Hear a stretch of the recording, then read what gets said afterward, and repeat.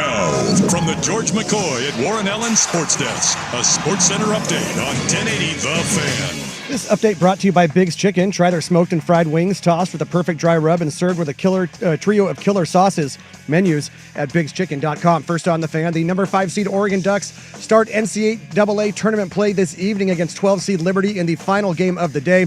Tip scheduled for 7:10 on True TV, but will likely be a bit later. Coverage here on The Fan starts at 6:40 immediately following primetime.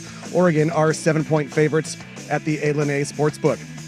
Today's action already underway, and let's see here. Currently, Alabama getting ready to finish off Robert Morris. 1 second left on True TV, and the 2 seed tied, leading 90-80. About midway through the second half on TNT, and Iowa State opening things up against 14 seed at Lipscomb. That one is 62-36. They're at halftime, and number 5 seed at Memphis with a 36-31 lead over 12 seed Colorado State. One final from earlier, 9 seed Baylor holding off 8 seed at Mississippi State, 75-72. The Trailblazers looking for their 4th straight win, hosting the Nuggets tonight. Jeremy Grant doubtful, DeAndre Ayton, Jabari Walker, and Robert Williams III are all out. For Denver, Aaron Gordon and Christian Brown are probable. Jamal Murray questionable, and Nikola Jokic is out. 7 o'clock tip on KUNP 2.2 on your antenna or Xfinity Channel 302. More sports scores and stories in 30 minutes. I'm Jeff Rust from the George McCoy at Warren Allen Sports Desk. Hurt and missing work, insurance companies acting like jerks. Don't call your mom. Call George McCoy at warrenallen.com. This is your home for year-round NFL coverage. The Odyssey app and Portland's sports leader, 1080 The Fan. It's the best basketball party anywhere. Is it better to be a 72nd best alumni from a great school or the number 1 alumni by far from a small school?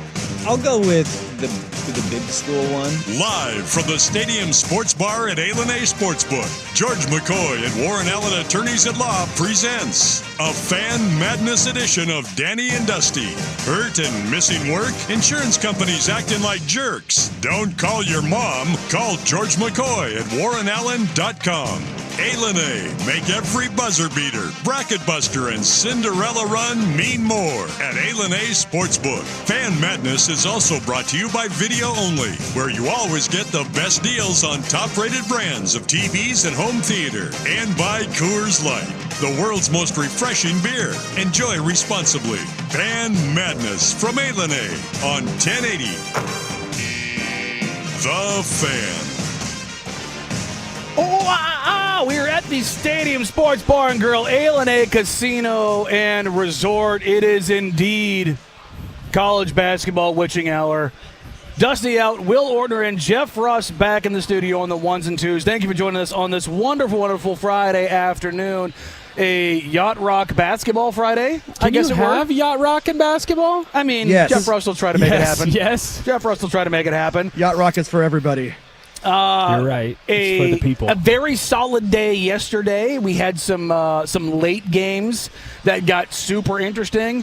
We'll get to McNeese State Clemson, which wrapped up as we were wrapping up yesterday. Michigan is able to stave off elimination early on. It's a solid first day. Not the best first day we've ever had in the tournament, but it was solid. It was like a medium first day. Yeah. It was like going to slightly better fast food than what you normally would. It wasn't McDonald's where everything is trash and garbage and all the top seeds win. But it's probably a little bit more like a Five Guys burgers and fries. Like, you're pretty excited. Like, it's all right. It's okay. You're not like clamoring for it, but when you get it, you're happy. You're satisfied. I'll tell you what. I think I realized that maybe I care too much about my bets on the drive home when I had to. It's possible that maybe I had the game on in the car while I was driving home. I wasn't watching it, but I was definitely listening to it. And look, I might have hit a speed that probably I shouldn't have hit according to the speed limit when Clemson hit that nothing two-pointer at the very end so I could get my over. It was look, I'm trying to care a little less. Just put it directly into your veins, and we'll get into some lines. I'm saying I'm not going to toot my horn. I'm going to toot the living hell out of it. I was 11 of 13 yesterday. That's unbelievable. We had a nice little heater to close the night. Screw you, freaking Texas UNC Wilmington. Went on that little run. My first half under almost hit. I think they was 68.5, and they ended up getting 72 because they went on that 8-0 run. 12-0, I think. Because there was a point in that game where Texas Tech was covering. I'm over here already counting my money because there's no way. UNC Wilmington, who are you? Yeah. I've never heard of you. You have a fake mascot name, Seahawks. That's not even real. And then you find a way to go on a 12-0 run. Since when has like a 14 seed ever gone on a 12-0 run? It never happens. No, it never happens. You know what else never happens? Somebody seemingly rolls their ankle to the point of what looked like him breaking his leg and then bounces back less than 2 weeks later. Cooper Flagg is out on the floor for the Duke Blue Devils, who are tipping off here in approximately 5 minutes. And it does indeed look like he is going to go. Good which for is him, insane. Man. Well, but some of that, too, is just like young legs. When you're that young, you roll your ankle. It hurts a lot, but, hey, you get a little num-num juice, and then you're ready to go. Look, I was talking to Jeff Sacramento over here earlier, and I told him last night the thought that I had is like, you know what? I did remember Cooper Flagg turned 18 in December. Maybe he still has the high school, Gumby legs that aren't fully formed. I love Duke. I'll tell you right now, as someone who substitute teaches a lot at elementary schools, there are some falls that kindergartners and first graders have. And you're like, oh God, they're dead. Dude, I could have swore the other day this poor kid, he tripped and fell. I thought he tore both his ACLs. I was sure his labrum was shot. He landed face first. He rolled up, somersault, popped up, and was like, that was sweet. Let's do it again, Mr. Ortner. No, let's not do it again. That's kind of what Cooper Flagg is. You kind of have to wonder. He's the kindergartner, first grader of college basketball. Which it would make a little bit of sense because he is, I believe, the second youngest player in the country. Only Jeremiah Fears, who is the point guard at Oklahoma, who reclassed late before going to Oklahoma and been doing quite well there. We'll see them later this afternoon. They're one of the mid. UConn. Yeah, they're like you get the weird hour lull where the very last game of the first session ends and then the next session we get Akron, Arizona, and then you get a little gap, and then they open up the night for us. Oklahoma, UConn, Xavier, Illinois, Bryant, Michigan State. And then we're already starting to get the Duck fans trickling in. They tip off at 7:10. As a reminder, we will go to Ducks pregame. We will preempt a prime time at 6:40. It's like one segment, I believe. Yeah. You're only going to miss out on one club segment. So, and the Ducks fans are already starting to pile in here and get their spots early, which if you are going to do it, you should do it early, because I will say when the local teams play, it gets pretty damn full pretty quickly. Well, it's already getting exciting. I mean, you watch the entire sports book get behind Robert Morris. I bet you before this morning, most of these people didn't even know Robert Morris. There was a nice little roar. There was at about the 7-minute to go mark in the second half. I thought the whole sportsbook was going to team up together to root on Robert Morris, and then Alabama starts hitting a couple three-pointers, and that was kind of it. But there is something special about the sportsbook when it gets behind one of those underdogs like that. Half the people don't even have bets on them. They're rooting against their own bets, but they want to see the little guy get the big dog. Oh, I mean, it's fun when you see somebody, just blow up bets. Yes. It's fun. And brackets. It's just fun. It is what it is. Nothing is better than a good bracket blow up in the right scenario. I had, when I was cashing out last night, I had a couple guys behind me so how'd you do? And I was like, I did pretty good. And they're like, did you parlay? I go, no, I don't parlay anything. Yeah, same. And then they go, oh, man, yeah, we had a bunch of 4, 5, 6 leg parlays that all missed by one, and I go, and that's why I don't parlay. I go singles only. Isn't it what they were saying? It's like parlays make up close to 50% of the bets, but it's where the sportsbook makes the most of their money. Well, because you look at the parlays and you're like, well, that's going to be, the L word. Well, that one's going to be the L word too. We'll just put them together, and then every time you're like, how did that lose? Well, it's always 50-50. I love the guys who start moving the lines a little bit too. So they're like, well, the normal line is at -7.5, but I moved it to -4.5. That's definitely going to hit now. And then I love watching it just blow up in their face. You're like, there you go, dummy. It's a good time here, though. Definitely come out and join us down here at A Casino and Resort. As a reminder, Coors Light, one of our sponsors here for Fan Madness. Let everybody know the Stadium Sports Bar is Coors Light Buckets Yeesh. And special Coors Light merch available while supplies last here at the Stadium Sports Bar and Grill. You've got your single seats, you've got your tables, you've got your spot up against the bar. We've got your blackjack, you've got your tables all around. You've got. I might have to find my way over to the roulette table. I still never played roulette. You've never played roulette? No, I would love to play roulette with you. I've never done it. I'll sit at the card table. What would your strategy be? Like if you're going into the roulette, because I know how I play. I stick to the outsides. I think that's the smarter way. I know it's not as big a wins, but I stick on the outsides. I want the double my money or triple my money. I don't venture too much into putting money on individual numbers. Would you be a spray the board, or where are you going there? I'd probably just throw it on individual numbers. Put it all on green. Yeah. There you go. 5 was always my number growing up, so I'd have to go 5 or 51. I have a buddy, and 51 is what they made me throw on when we had other offensive linemen hurt. And I had to go be fat for a few minutes. Hey, there's nothing wrong with going and being fat for a few minutes. I was fat this morning. I ate a whole box of cereal. I got done at the gym and was like, I need this. That was a fun time when in high school when we had a couple offensive linemen got hurt, and they gave me like the quadruple X 51 jersey so I could throw it over everything else that I had on. It was like, yeah, no, you're going to go from playing running back to left guard for us for a little bit, bud. And I'm like, all right. Like, okay. Dude, hey, I was the opposite because I was the fat kid where they were like, we're going to get you in the medium. Have you ever worn a 47 there, Ortner? No, sir. I'd like to try. You'd have to have like 4 people squeezing it on me. Like all my side fat is popping out my shirt sleeves and underneath my belly. Couldn't even like tuck in the jersey. You just had it rolling up. Then you do the ultimate fat guy move where you get the triple X t-shirt that you put underneath it because you're like, oh, no one will notice that I'm fat because I have this big triple X t-shirt that's out underneath. When in reality, you look at the pictures afterwards and you're like, oh, no, I look like the Stay Puffed Marshmallow Man.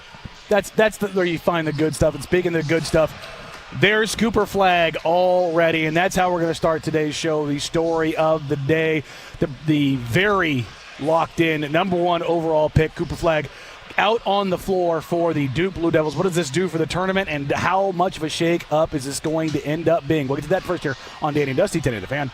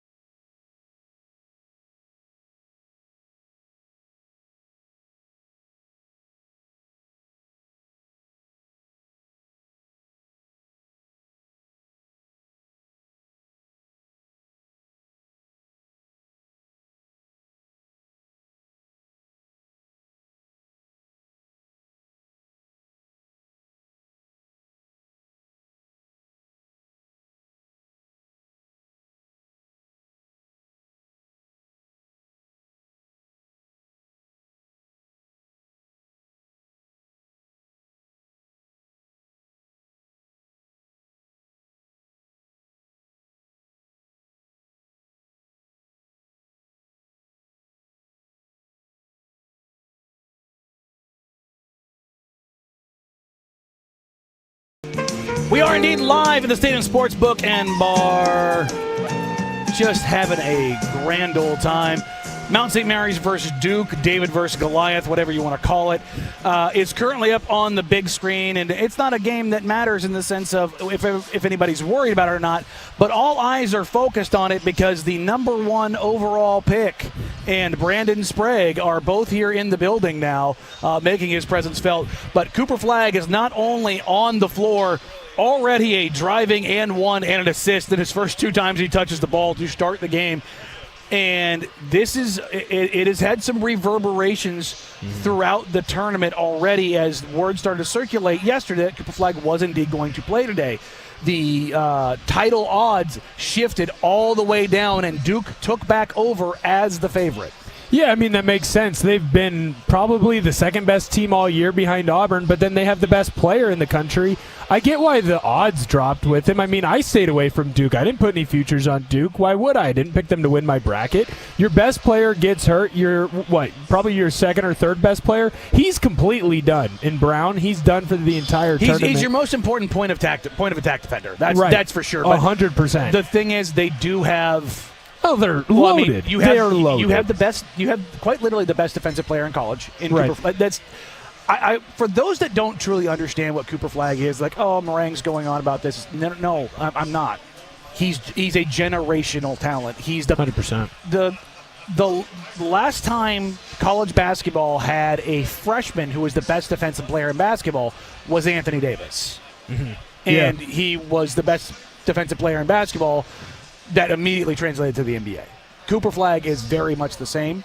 He is the best defensive player in basketball. He's also the best player in college basketball, which is, again, like Anthony Davis. And, yes, losing Brown certainly hurts them, but they can compensate because they had, I believe they finished the season with the largest point margin in the country. They had a point margin of over 20 when the season ended. Right. Well, they're also, when you're looking at like KenPom rankings, you have the number 3 offense and the number 4 defense in the country. They're the only team with the top 10 in both. I can believe they're the only team in the top 20, if I remember right. They've played games where they weren't hitting anything, so they had to win on defense. They played games where they were hitting everything, so they won on offense. They can speed you up. They can slow you down. They can play any style. Yes. I get why they're the favorite. I think if you're a Duke fan, Duke faithful, if you're the big boss over here, he's already got his Duke Blue Devil gear out, ready to go. I think seeing Cooper Flagg come back and play off the injury as well as he has, though, has to give you that big sigh of relief because we've all seen he's going to play, star player gets hurt, and then he comes out and you're like, yeah, that guy looks like garbage right now. It's cool that he came back, and I'm happy for him that he's fighting through his injury. He can't move up and down the court. I mean, the game that I'm thinking of, American, their number 1 big man, their number 1 player in whatever league they were in, the Patriot League, I believe. He gets hurt, he rolls his knee, and then he tries to come back, and he can't guard anyone because he can't shuffle side to side. And so then he becomes a liability. They just hunt him on defense, and that's why Mount St. Mary's is now playing Duke and American's not playing Duke. So I think it's not just that he's back and playing, but it's that he's clearly fine. Like, there's no hitch in his giddy-up. No, he's flying up and down the court right now. He's not afraid to jump and go get a board. He's not afraid to jump and go get a block. Like, he looks like... If you didn't know he got hurt, you wouldn't know he got hurt. No, and that's the crazy thing here. And selfishly, I just want to watch him play. It's so much fun.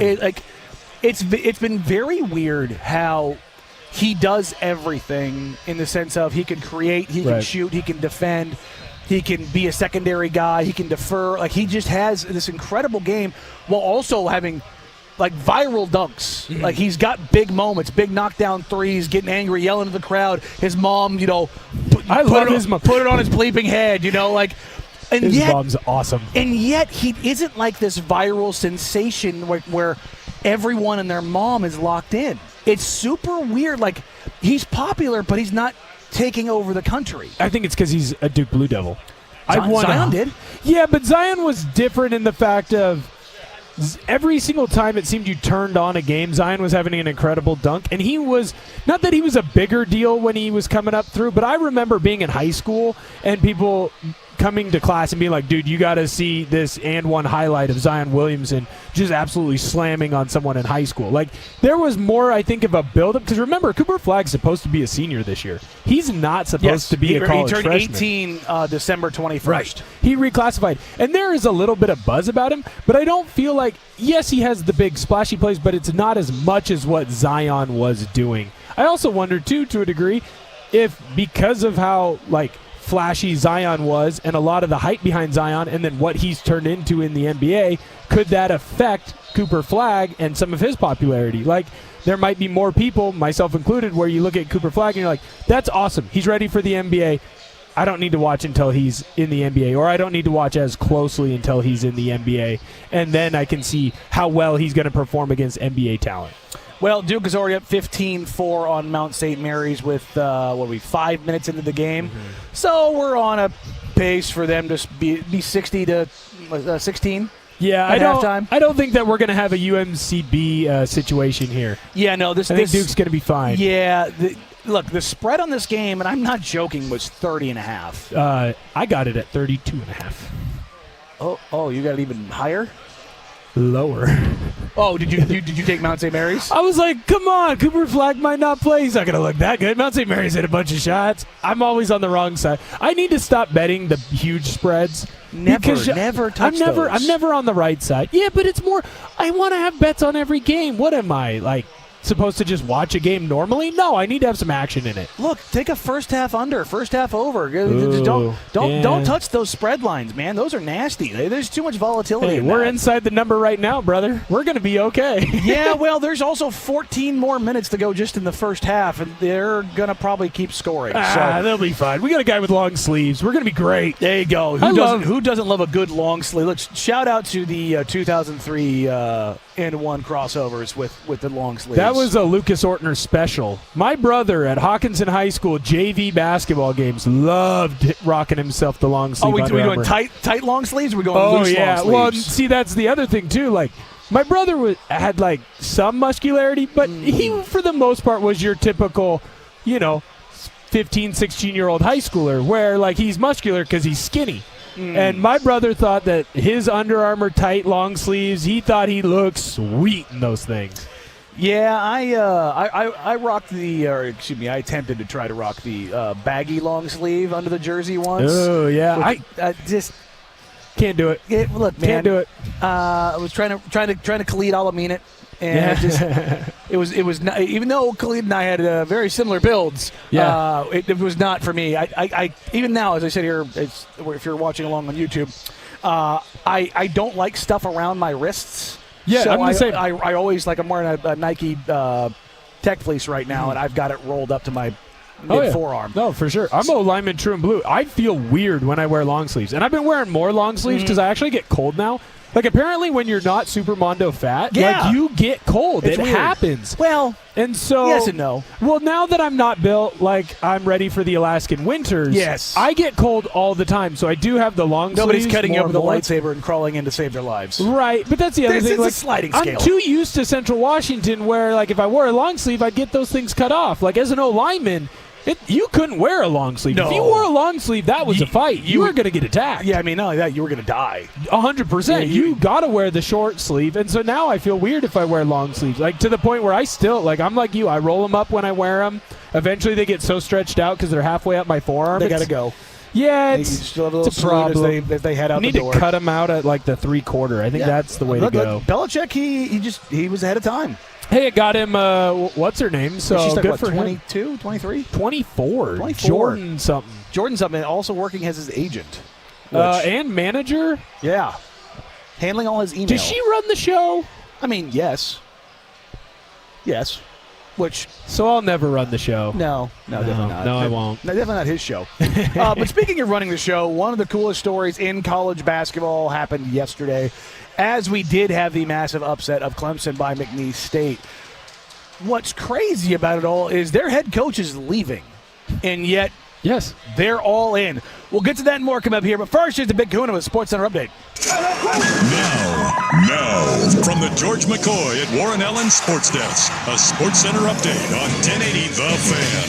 First on the Fan, the number 5 seed Oregon Ducks start their tournament play this evening against 12 seed Liberty in the final game of the day. Tip scheduled for 7:10 on True TV. Coverage here on the Fan starts at 6:40 immediately following primetime. Oregon are 7-point favorites at the A Sportsbook. The action currently underway. Just gone final on TNT. Iowa State, the 3rd seed, all over 14 seed Lipscomb. That final 82-55. About 15 minutes left in the second half on TBS.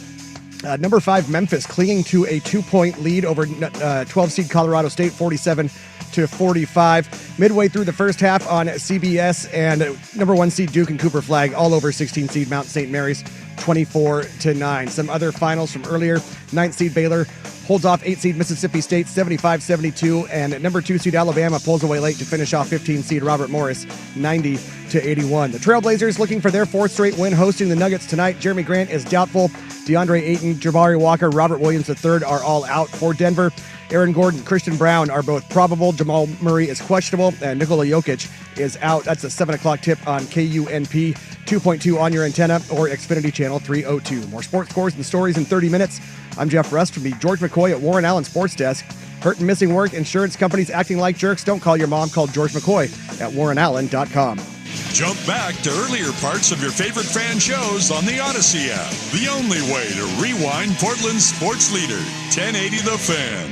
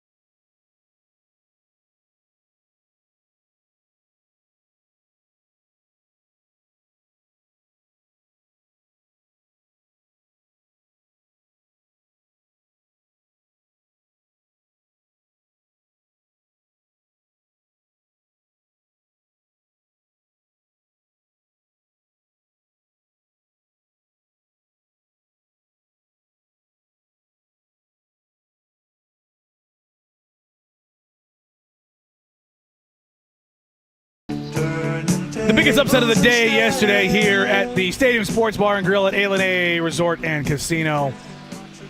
Easily, McNeese State over Clemson, 69-67. It got tight, it got hot, it got heated. It was a messy first half from the ACC Clemson Tigers. 13 points in the first half. They're outscored 31-13 by McNeese State. Furious comeback with a 54-point second half. Absolutely had. As someone who had the over, I've already told the story. I had to pull into the Y-Mart. I had to pull over and make sure that I watched the end of that game. How do you get 13? As a Power 4 conference, for a team that at one point we just talked about how good Duke is. Think about that. We talked about how Duke is the number one team with the number one player. They're rolling. They can beat you in any way possible. The one team that beat them in the ACC was this Clemson Tigers team. 13 freaking points. And it's not like McNeese is known for their defense. They're a good defensive team, but they're not like a lockdown. This isn't St. Mary's who you're playing. How does that happen? Well, it happens because McNeese State has, at least for another game, a fantastic head coach in Will Wade. For those that don't know, Will Wade has accepted the job to take over as the new head coach at North Carolina State. So he will be stepping into that conference here soon. And it is an incredibly interesting story.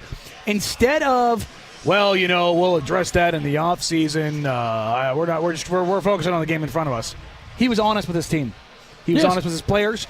He was honest with his current athletic director. He was honest with NC State's athletic director. And honesty has been the best path for Will Wade. Will Wade is a hell of a basketball coach. Yep. When West Virginia lost DeVries to Indiana, everybody's like, they better call Will Wade quick because somebody's going to grab him. I thought he was going to go to Villanova.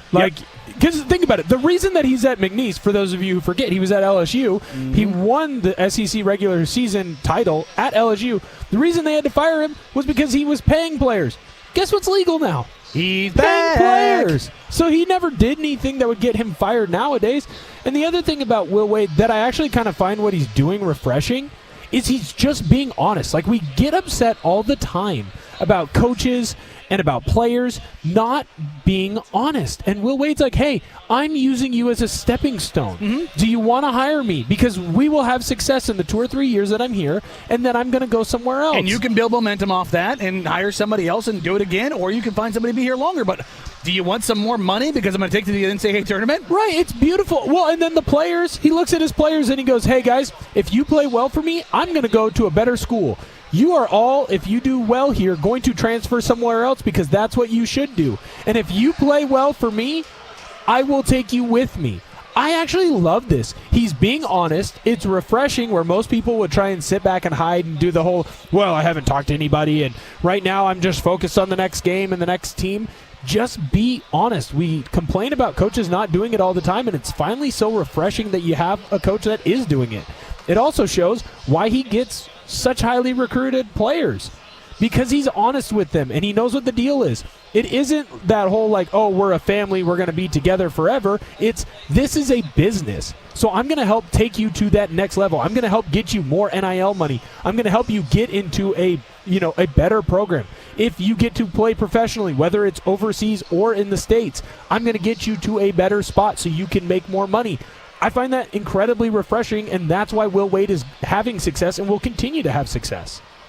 I mean, Will Wade, everything he has said is basically some version of, we're just being honest with each other. Our players are being honest with us. I'm being honest with them. North Carolina State is being honest with how this process is going to go. If we lose, I'm going to be there in a matter of days. And the quote from Will Wade here is incredible. There are 5 coaches right now negotiating with those schools. I mean, come on, it's true. Villanova is trying to hire a coach out of the NCAA tournament right now. Yeah. And it's like, well, maybe don't blow up somebody else's spot. Chill for a little bit. Right. That's not for you to do. But he's also not wrong. Because, again, as you mentioned, Villanova was a school that people were looking at as looking at Will Wade. Yes. Yeah, and Villanova needs a good coach. I think Villanova, in the shocking upset, I'm surprised they didn't get Will Wade. That seems like the perfect spot for him to go, and it seems like the perfect place that would throw a lot of money at him, right? It's interesting, too. Like, you look at this NC State team, They wanted to fire their coach last year, and they couldn't because he took them to the freaking Final Four. Mm-hmm. Like, if they don't go on one of the more improbable runs, not just in the tournament, but to even get in the tournament because they weren't a tournament team, that coach would have been fired last year. Will Wade might have been the coach last year because he had a McNeese team that he led to the tournament last year. So I just think you're going to see a lot more coaches take his style when it comes to what you are planning to do at those mid-majors, unless you're Mark Few or the guy who's at St. Mary's. His name escapes me right now. Where you're saying, hey, I'm going to stay here and I'm going to create a power that wins and I'm comfortable here and I don't want to leave. Well, sure. I mean, and what's interesting about this from the player side of things is if you're a player at McNeese State right now, do you look at what happened with Drake?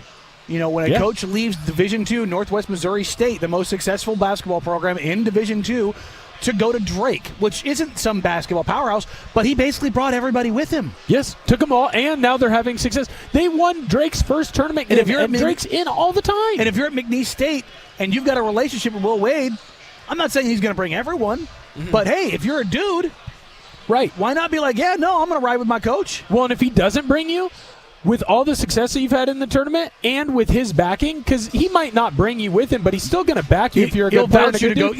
You're going to end up at a better spot than McNeese. Like, no offense to McNeese. McNeese is only a 12 seed or whatever they were, was because of Will Wade. They're only good because of the people that Will Wade brought in. They wouldn't be that highly thought of. When you went to bet that conference tournament, you couldn't bet on McNeese. The next best team in that conference, Lamar, was plus 900 to win the conference tournament. So let's not act like McNeese comes from this powerhouse of a conference. So everything that he has done has put that school higher up on the map. So it was a good hire for the school. It was a good hire by Will Wade. It was a good spot to accept a job because he was able to build up a power and put himself back in a position where he can go take a D1 legitimate job, a Power 4 job. And for the players, they're either going to go with him or they're going to go to a spot that might not be quite as good, but they're going to get some more money or they're going to be a bigger focal point or they're going to get some more prestige. Like, it's a win all the way around, and I think you're going to see more and more coaches in football and in college basketball especially take this kind of approach.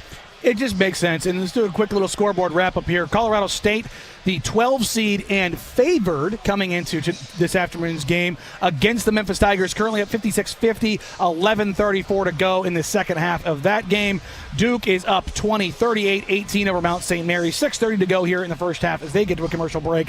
And Vandy and St. Mary's have gotten underway. 10th seeded Vanderbilt against the 7 seed St. Mary's. It is 7-7 with 15:40 to go in the first half. All right, we're going to pivot out of college basketball and the NBA here for just a moment as we do have our one touchstone NFL news. Aaron Rodgers has landed his meeting with the Pittsburgh Steelers. Are we going to get anything out of this? We'll get to that and more, but coming up here on Danny and Dusty, Today the Fan. Check out the Fan Merch Locker.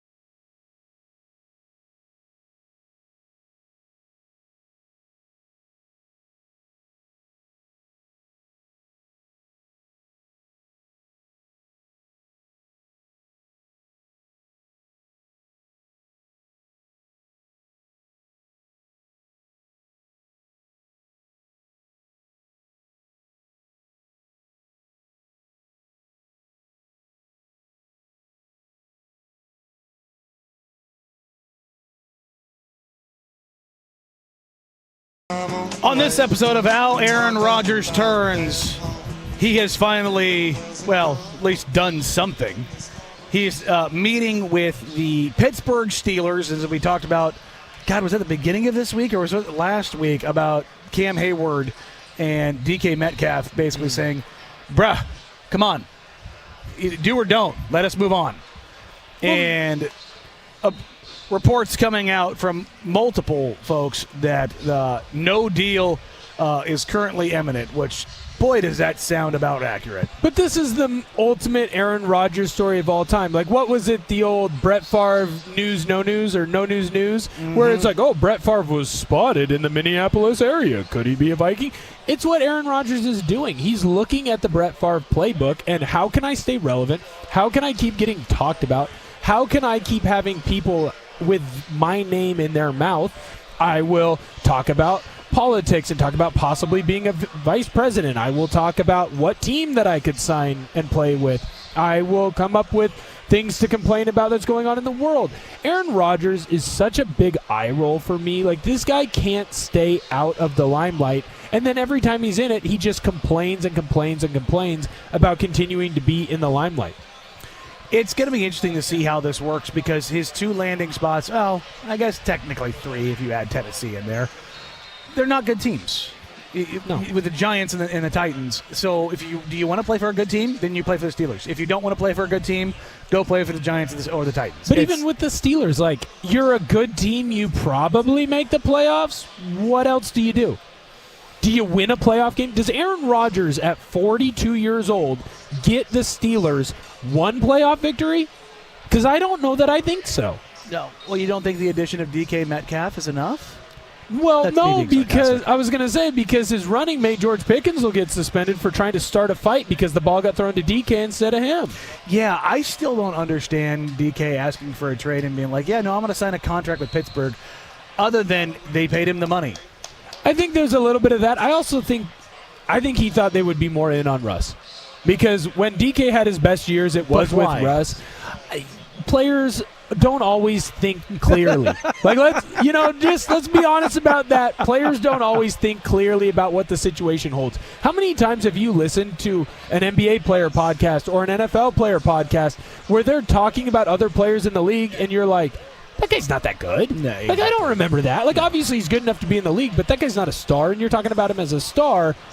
If I'm DK Metcalf, my best years were when I was playing with Russell Wilson. I get a chance to go be with Russell Wilson again. The offensive line in Pittsburgh, I do like. They're young, so they're getting better.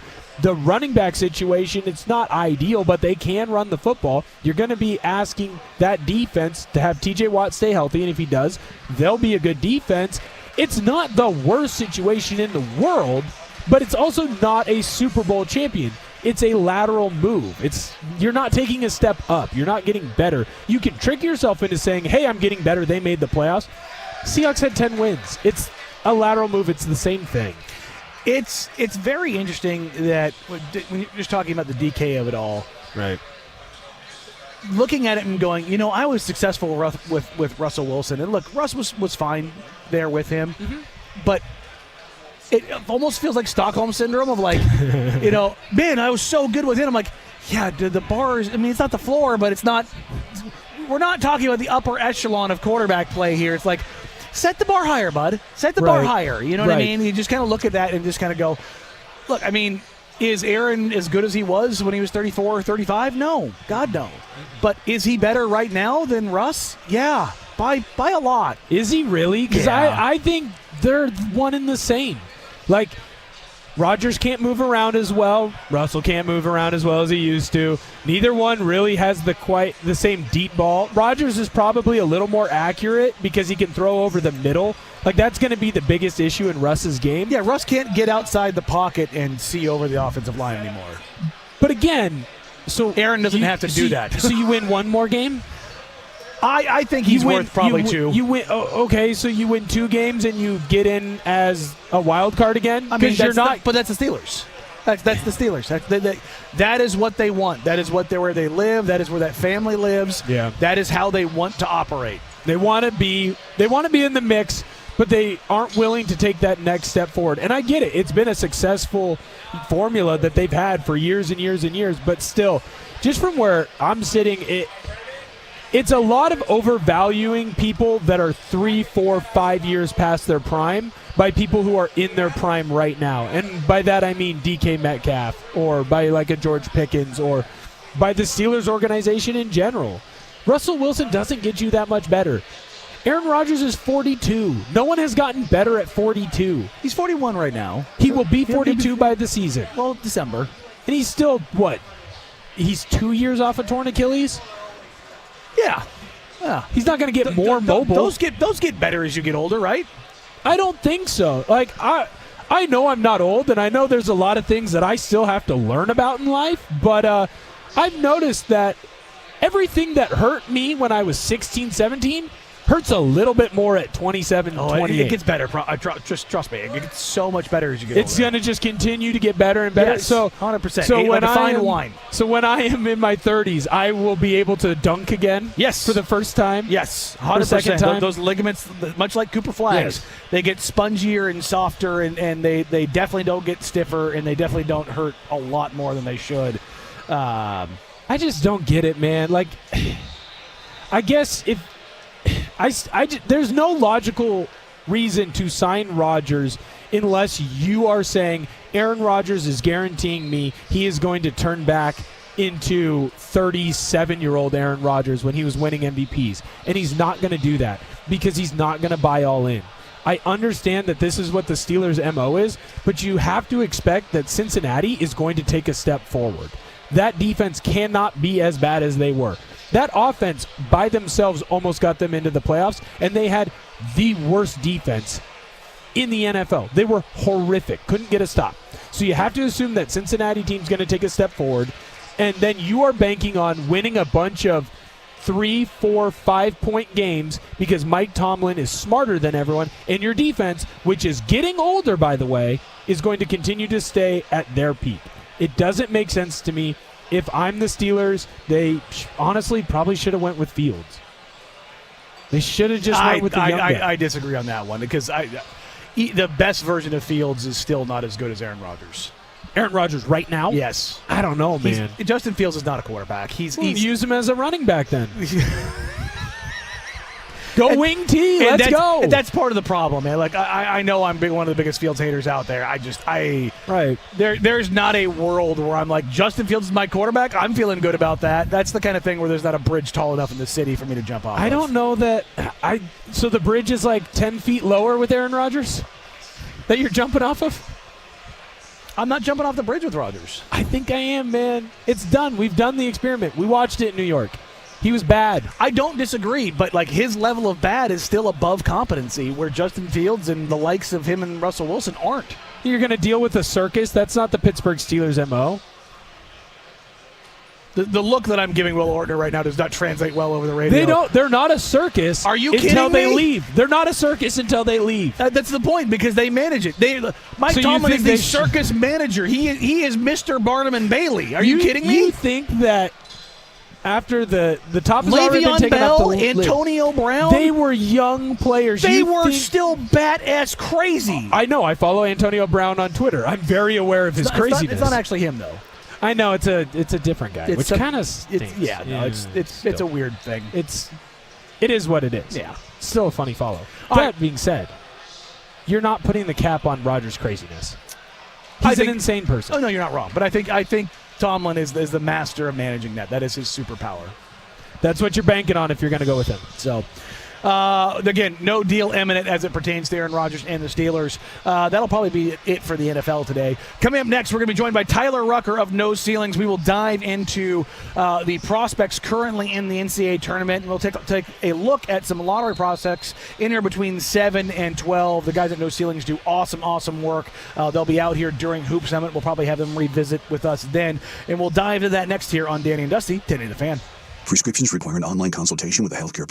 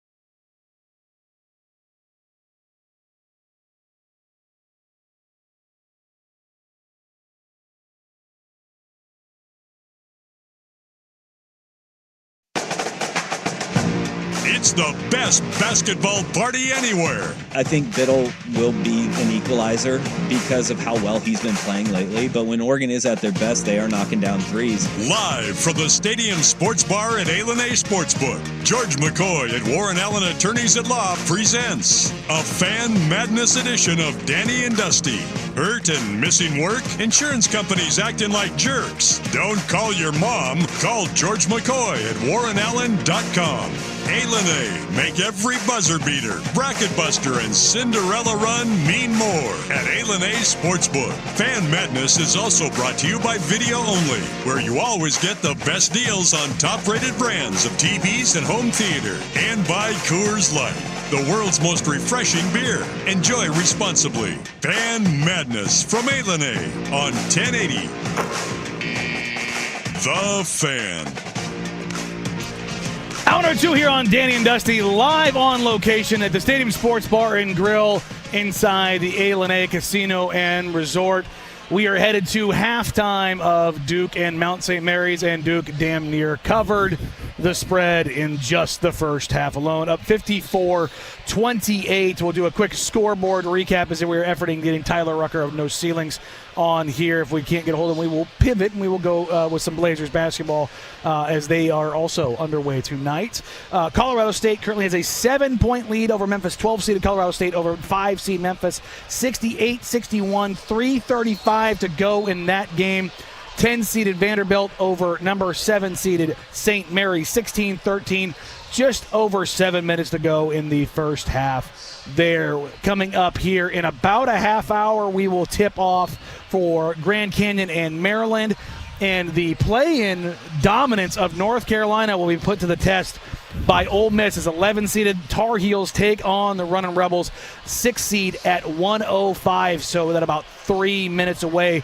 Despite being an 11 seed, North Carolina is currently a 1.5-point favorite. I'm already on tilt about North Carolina. I bet against them. They absolutely whooped up on San Diego State. I fell too much into the conversation of North Carolina doesn't deserve to be here and didn't listen enough to they're playing a Mountain West team and they are horrible in the tournament conversation. So you got to make sure that when you're listening to conversations, when you're picking your bets, and that was a nice 3 there by Colorado State. They're up by 10 now. When you're picking your bets and you're picking through your bracket, you got to make sure that you listen to the right conversations and not the wrong conversations.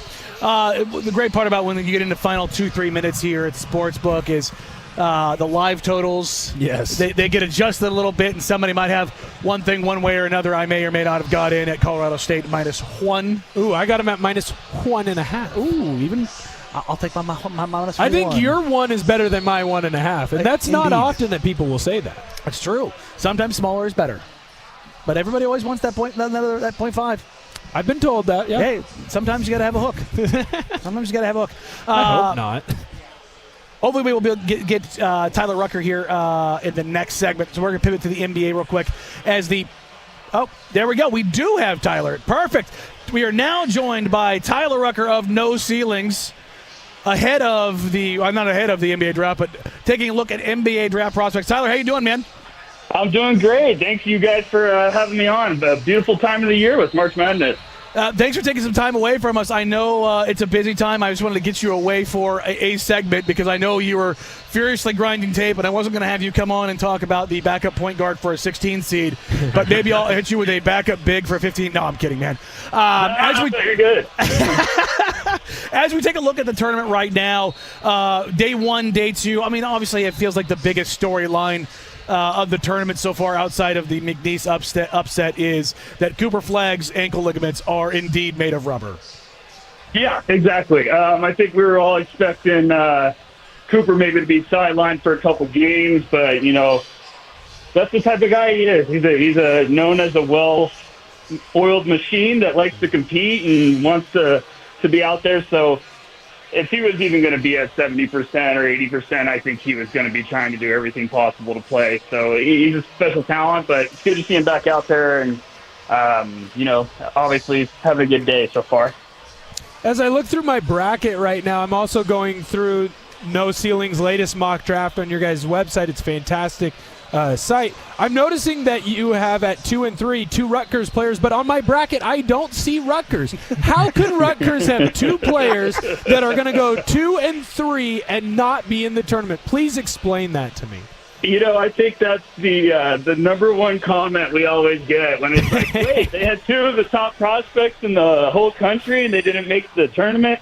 It's a little bit of a tough one.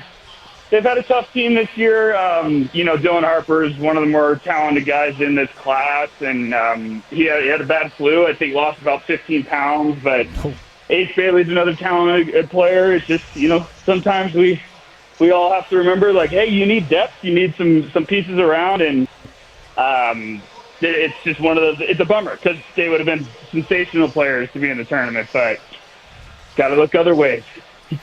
Tyler, the Portland Trailblazers have won 3 in a row now. They are now 2 games out of the play-in, but they're also a game out of being the 8th pick having the 8th best odds at the number 1 overall pick, the 8th worst team, as it were, in the NBA.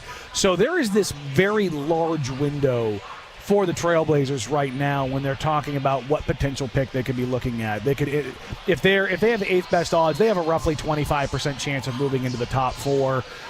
If they end up making the play-in but not the actual playoffs, they could end up anywhere basically between 3 and 12. Obviously, the top 3 guys right now, while for the most part not unanimous, are pretty damn close with Cooper Flagg at 1, Dylan Harper at 2, and Ace Bailey at 3. When you look at this Portland Trailblazers team, outside of those 3 guys, in that 4 through 12 range, who is the player that you think fits best with where this team is headed right now?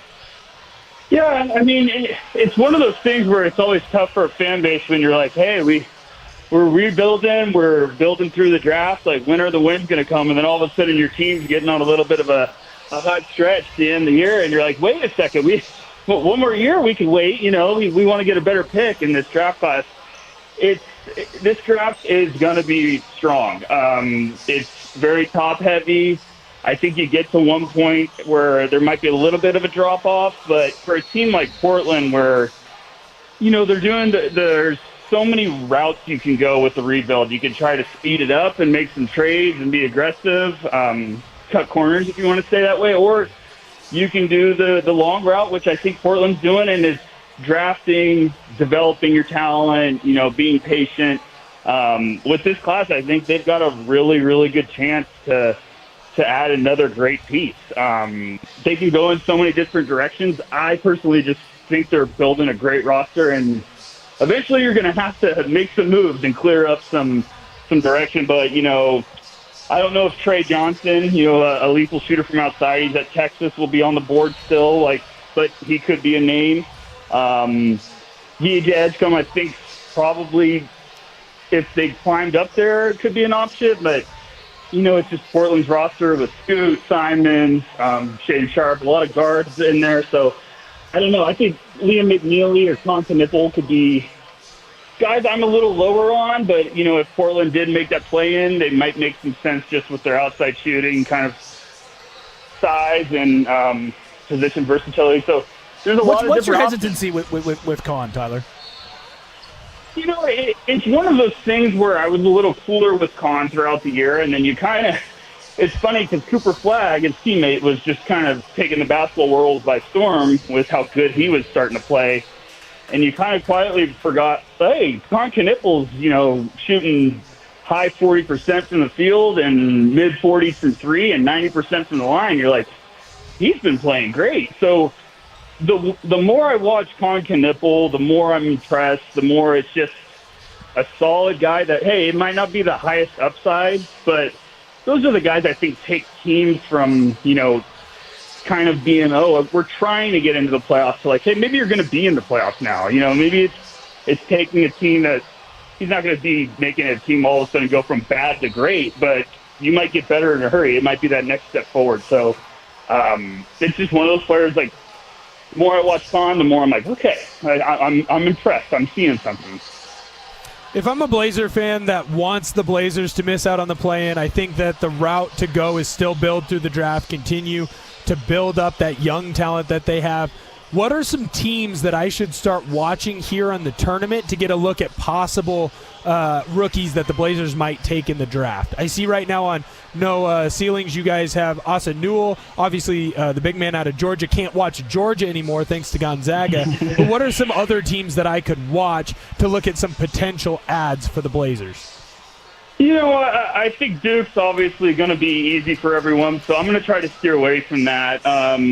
Maryland today they've got Derek Queen, who's a talented big man. Now, I know that the Blazers fans are going to hear this and be like, we've got 15 bigs. I get it, guys. I completely understand. But, I'm a big Donovan Clingan fan. I thought they hit a home run when they got him. But Queen is a little bit smaller, but a very gifted playmaker.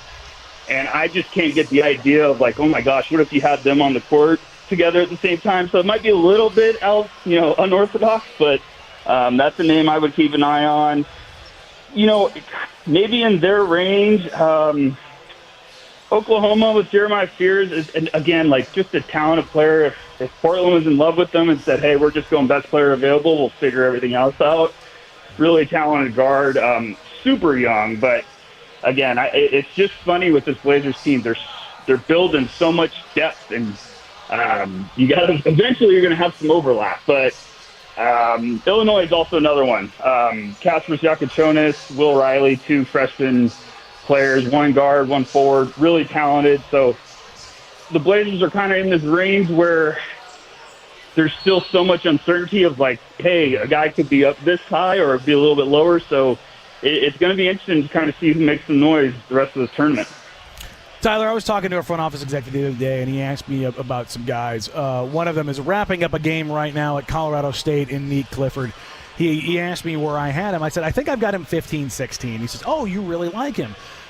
Talk me out of Nick Clifford. How I don't care that he's 22 years old. I don't care how many years in college basketball he has played. A guy that averages nearly 20, 10, and 4 in college basketball, shooting 50, 40, 78. Why are people so afraid of seniors in the NBA draft? I can't talk you out of him. He's probably one of my favorite guys in this class. So I knew I was going to like coming on the show. No, I've loved Nick as a prospect since last year. This is a guy that was at Colorado before, transferred to Colorado State. He had a great year last year. I thought he could have been like a guy that snuck into the first round. Decided to go back, and I literally just caught up on all of his tape, and I was like, oh my gosh, he's taking a huge step forward. I mean, I've even talked to a couple teams. One executive was like, hey, told me a couple weeks ago, he's like, that Nick Clifford's my favorite sleeper. And I was like, sleeper? You better wake up. He's not going in sleeper range. Like, he's making a lot of noise right now. That's a guy that I think it might shock Blazers fans, but like it wouldn't surprise me if a team like Portland is like, hey, we have the youthful pieces. We love Nick Clifford. Maybe they're picking a little later, or maybe they could move down a little bit. Those are the guys that kind of, all of a sudden get things really interesting. Like Tumani Kamara has now made the Blazers like, oh, their ceiling went up a little higher because they found one here. You get a guy like Nick Clifford along him. Woo! So I love him. He's one of those guys. It's the quickest evaluation I watch because I get done with the tape and I'm like, woo, this was fun. I don't have a lot of complaints here, so I'm a big fan. Tyler, who is one player not in the tournament right now that despite not playing, whether a college prospect or an international prospect, that is going to either show up at the combine or for whatever reason is going to get that heat between now and the NBA draft? I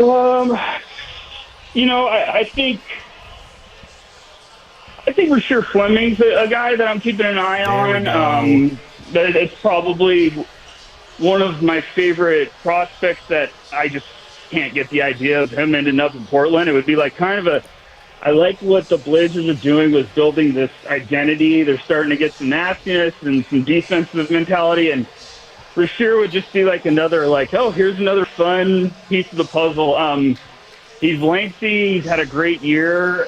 He can shoot the three ball. He looks like a 6'9" defensive end from the NFL when you see him in person. Like, he's just a scary human being, but I think he's got like a... He comes from the Noah Vonleh lab of builds. Oh, yeah. It's one of those, but he's stocky and built. Like, he's gonna shock some people when you see him in person, and he's very lengthy. He's a good defensive player, but so you get that 3-and-D, like just another piece. I think he could start to buzz a little bit. You know, Nick Clifford we just talked about. Overseas, I would say Noah Essengay, I think, could start to buzz. He's been with Ratio Farm Ulm. He's going to be one of the youngest players in this class, but he's about 6'9". I think Portland's history of taking these lengthy forwards with upside, maybe he could come into the picture. A couple different options. Combine's going to be very interesting this year because there's a lot of teams like a lot of these guys in that range, but they're just wanting to get some more answers. So there's excitement, but there's also like, hey, we still got questions. Tyler Rucker from No Ceilings. Hey, man, thanks for joining us. I know you guys are heading out here for Hoop Summit in a couple weeks. We'll have you guys probably pop in studio and see what comes out of Hoop Summit this year as there are a couple of monsters not only returning but coming in for the first time. And it'll be fun to dive into those with, a month away at that point in time until the NBA Draft Lottery. Absolutely. Thank you guys for having me on. Happy to do it anytime. Hey, appreciate you, Tyler. All right, coming up next, we will dive back into the NCAA tournament. We've had a couple games go final. We will take a look at the brackets and dive into some games getting underway here next on Danny Dusty, Danny the Fan. Hello, sports fans.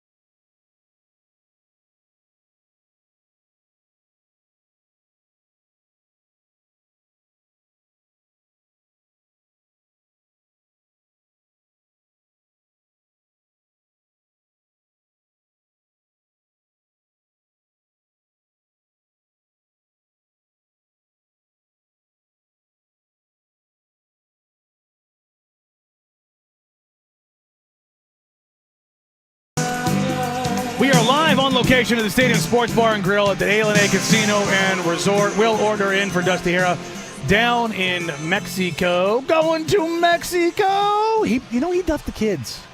Well, yeah, it's someone's birthday is what I was told. And when you're going down to Mexico, you can't bring the kids for someone's birthday.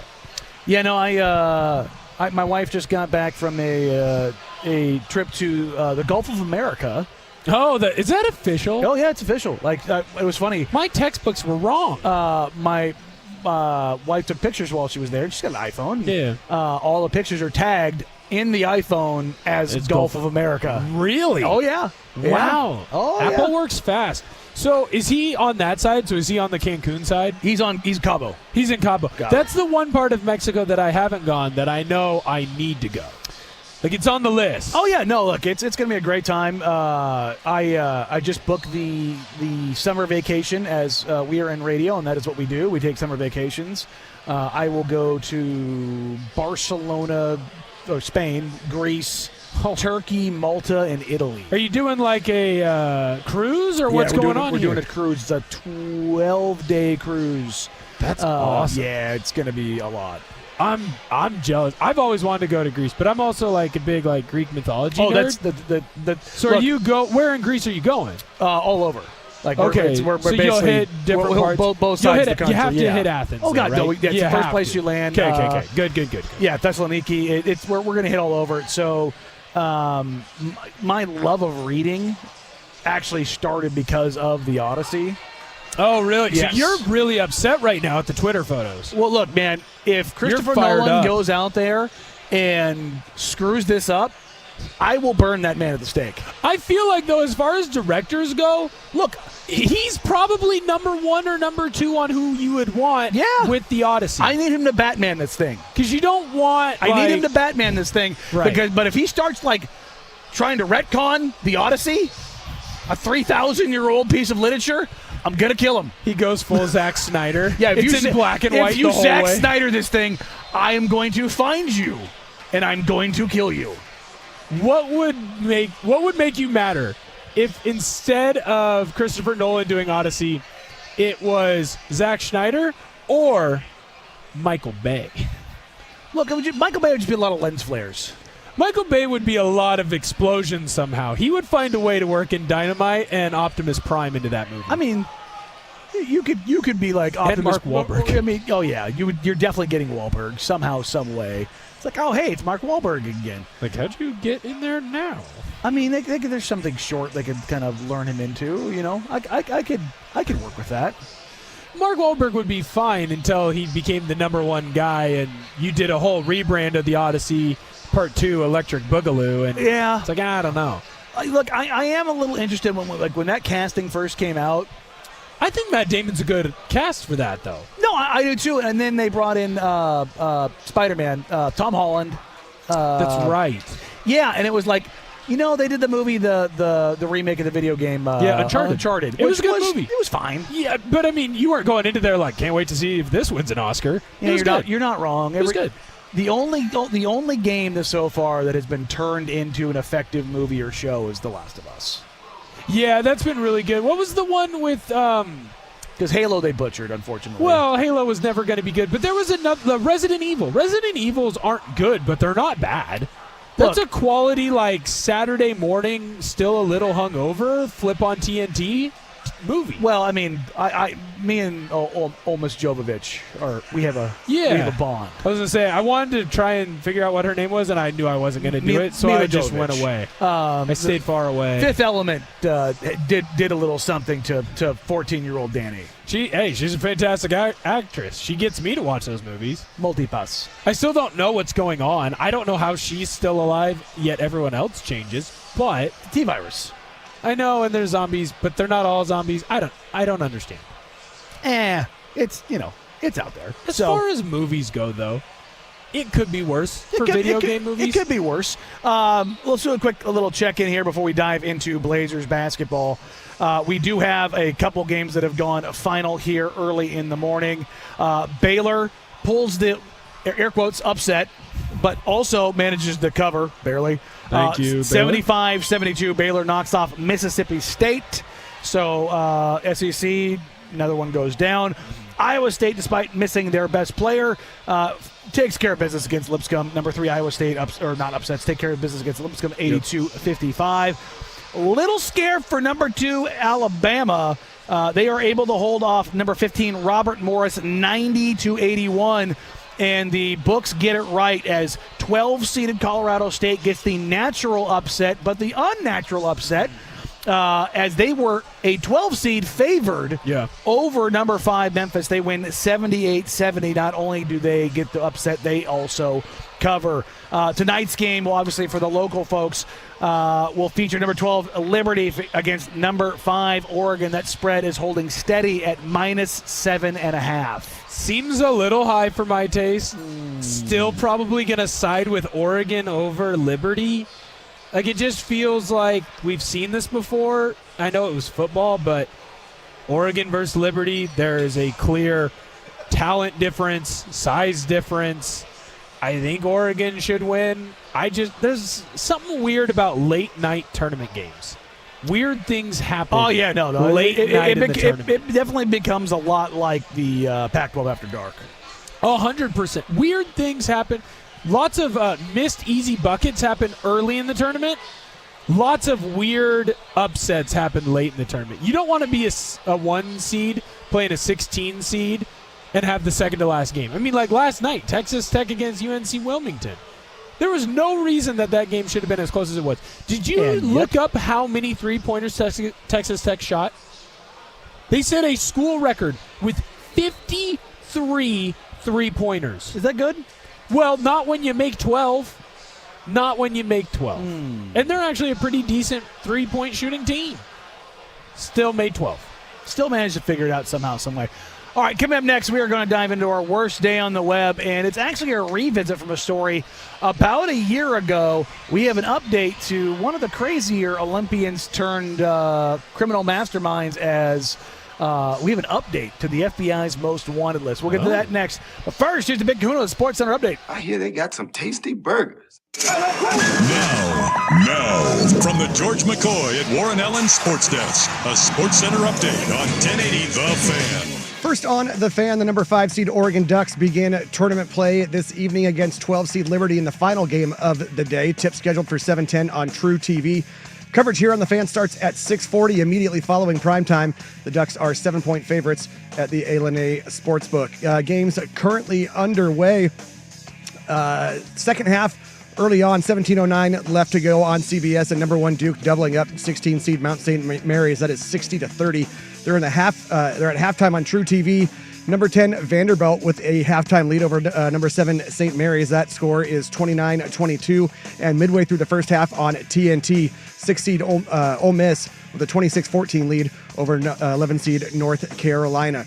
Some finals from earlier. 9 seed Baylor holds off 8 seed Mississippi State, 75-72. Number 2 seed Alabama pulls away late to finish off 15 seed Robert Morris, 90-81. 3 seed Iowa State cruising past 14 seed Lipscomb. That is 82-55 for that final.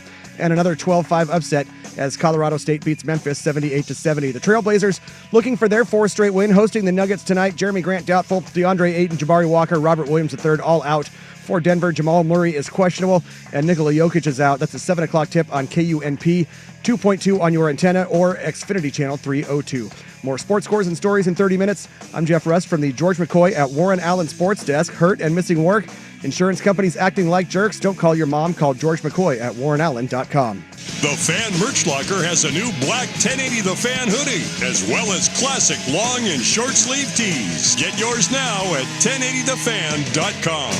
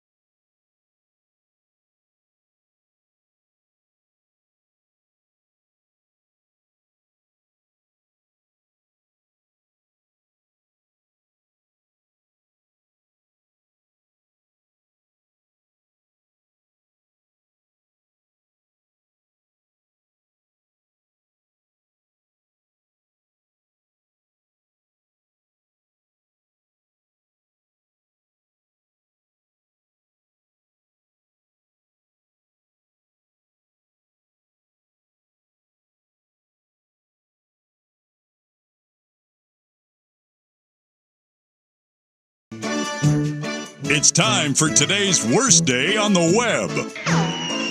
With Danny and Dusty on Odyssey and 1080 The Fan. Well, that sucks.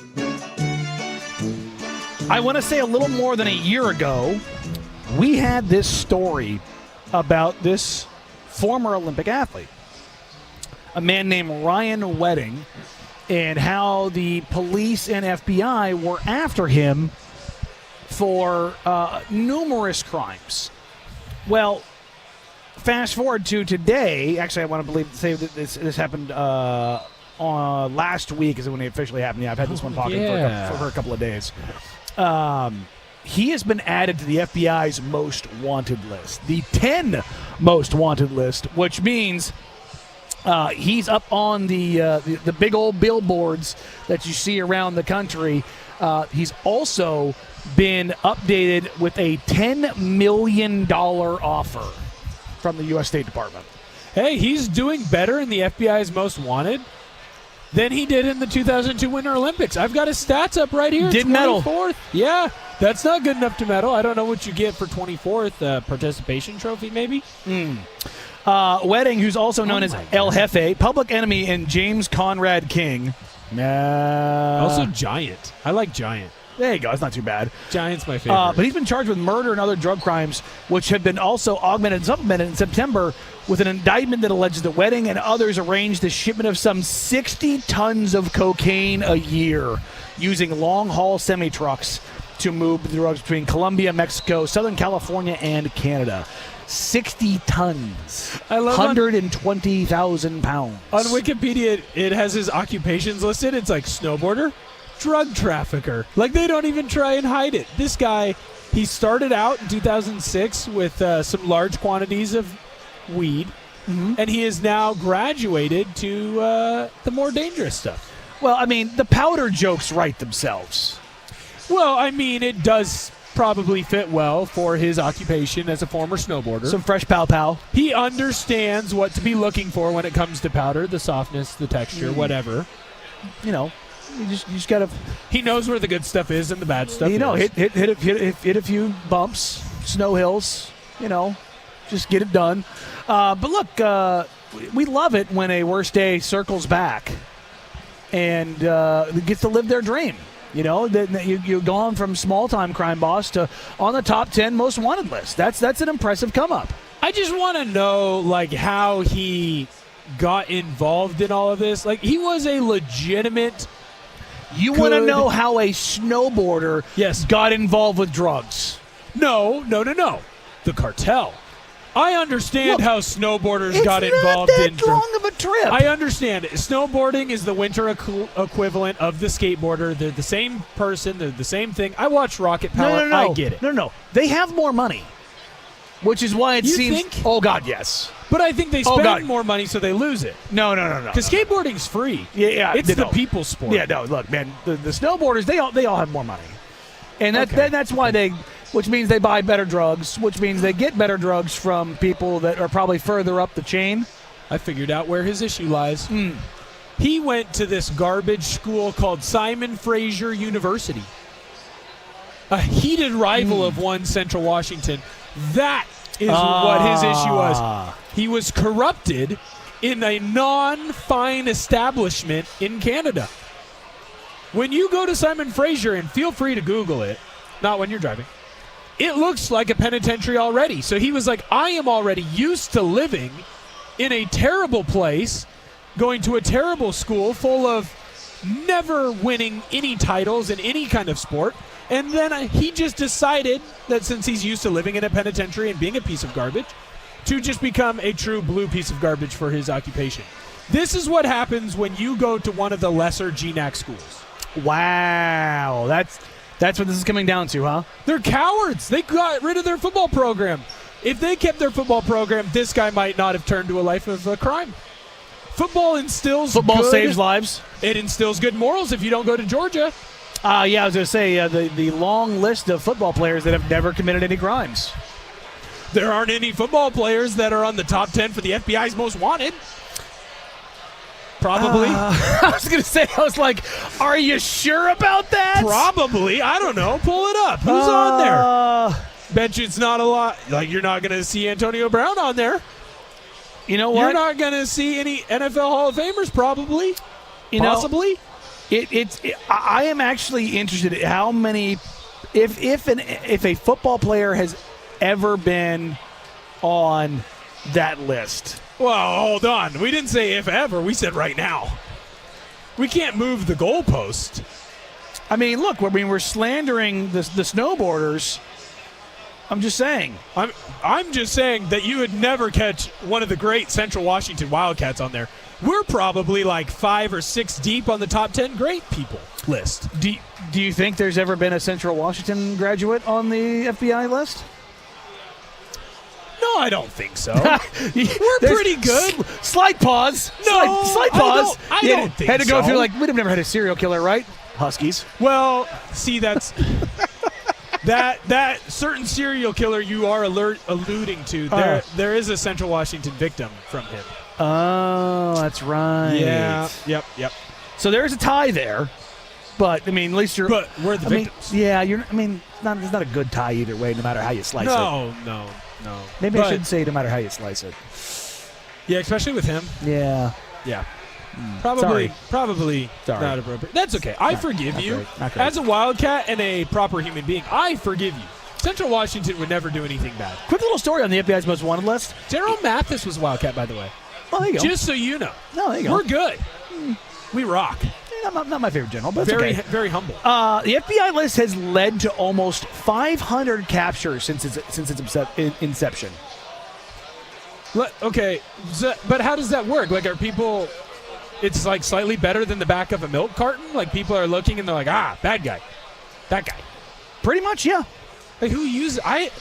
Do you remember when they used to play that TV show like super late at night? Yeah. On like Saturdays. Yes. I remember watching it. Also, like when you go to the post office or any like government building. Oh, really? Yeah, they have them all plastered. Mm-hmm. Well, that shows you how many times I go to the post office. But I mean, how many times are you walking by, like looking at a picture, and like, oh my God, there's number 6.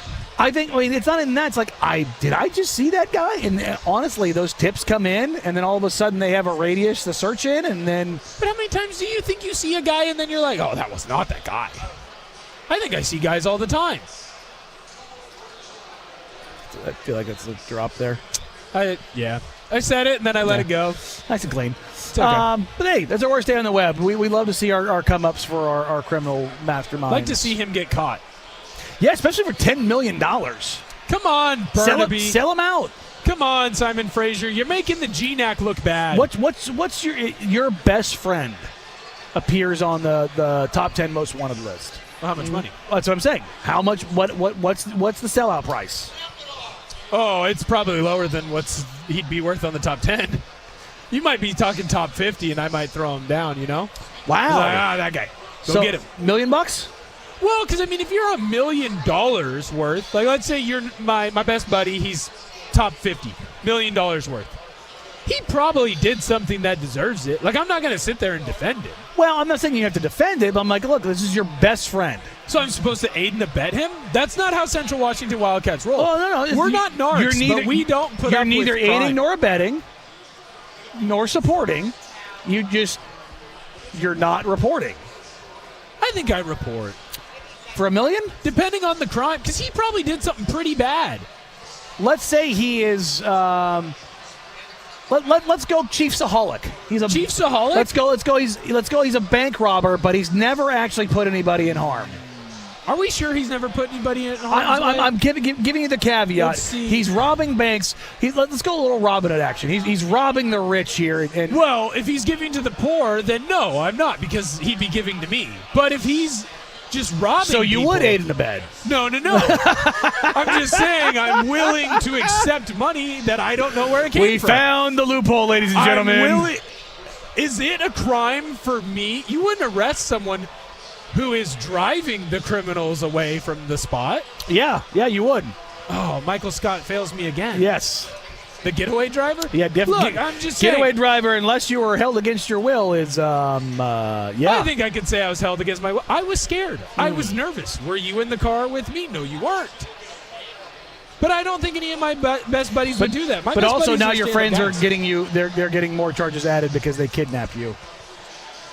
Yeah, this is fine. You're going to jail anyways. If you're on the top 10 list, you're going to jail for life. Okay. You don't go to jail on the top 10 list and then be like, yeah, well, this guy got out. Well, I mean, you could go end up like working for him. Well, actually, now that I say that, didn't the guy who shot Reagan get out? He's out. Yeah, I think you're right. By the way, he had to have been top 10 on the Which is FBI. crazy to think about. He releases music on YouTube. We talking about like yeah, Hinckley, right? That's his name? Yeah, I know, but we talking about like when we're talking about music, are we doing like he's like a SoundCloud Colts pregame music? I don't know. I've never listened to it, but he's like he's up there. Like he sings. I know he sings. He sings. He says confidently. I can confidently say that Last Chance U coach Jason Brown is very unhappy with Netflix as he is now asking for a lot of money after he says that they distorted his image. We'll do that next year on Danny and Dusty today, the fan. Hello, sports fans.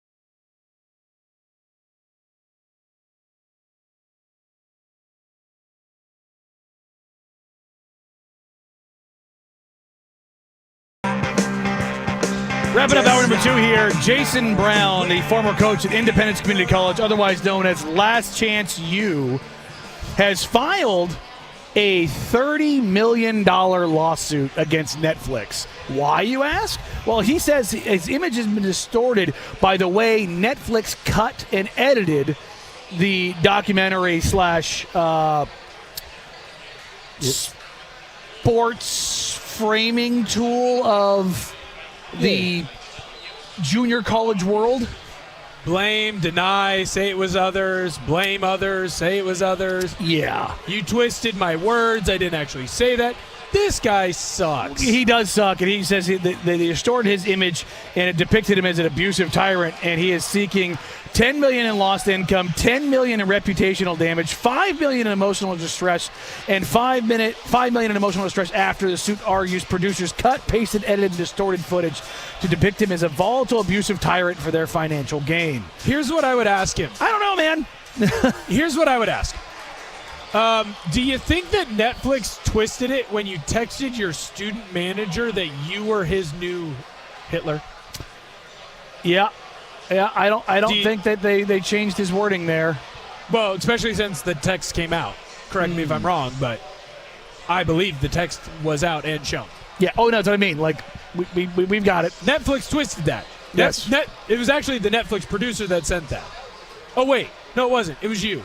I hate this guy. Mm-hmm. He's the worst on Twitter, too. He's just like, pick something that 90% of people believe in and then just go the opposite. He's the ultimate zag guy, and it's always about the worst things. And for those that are wondering about the Hitler comment, he had a German player on his roster, and it was a new player. The local newspaper reported that he told said German player, "I am your new Hitler." Literally what he said, because I think the kid was late to something. He didn't show up to something. He was mad he said at the this kid. mother bleeper's late, blah blah blah, and then it led to that. He's such a piece of garbage. But every time that he can be wrong, he's wrong.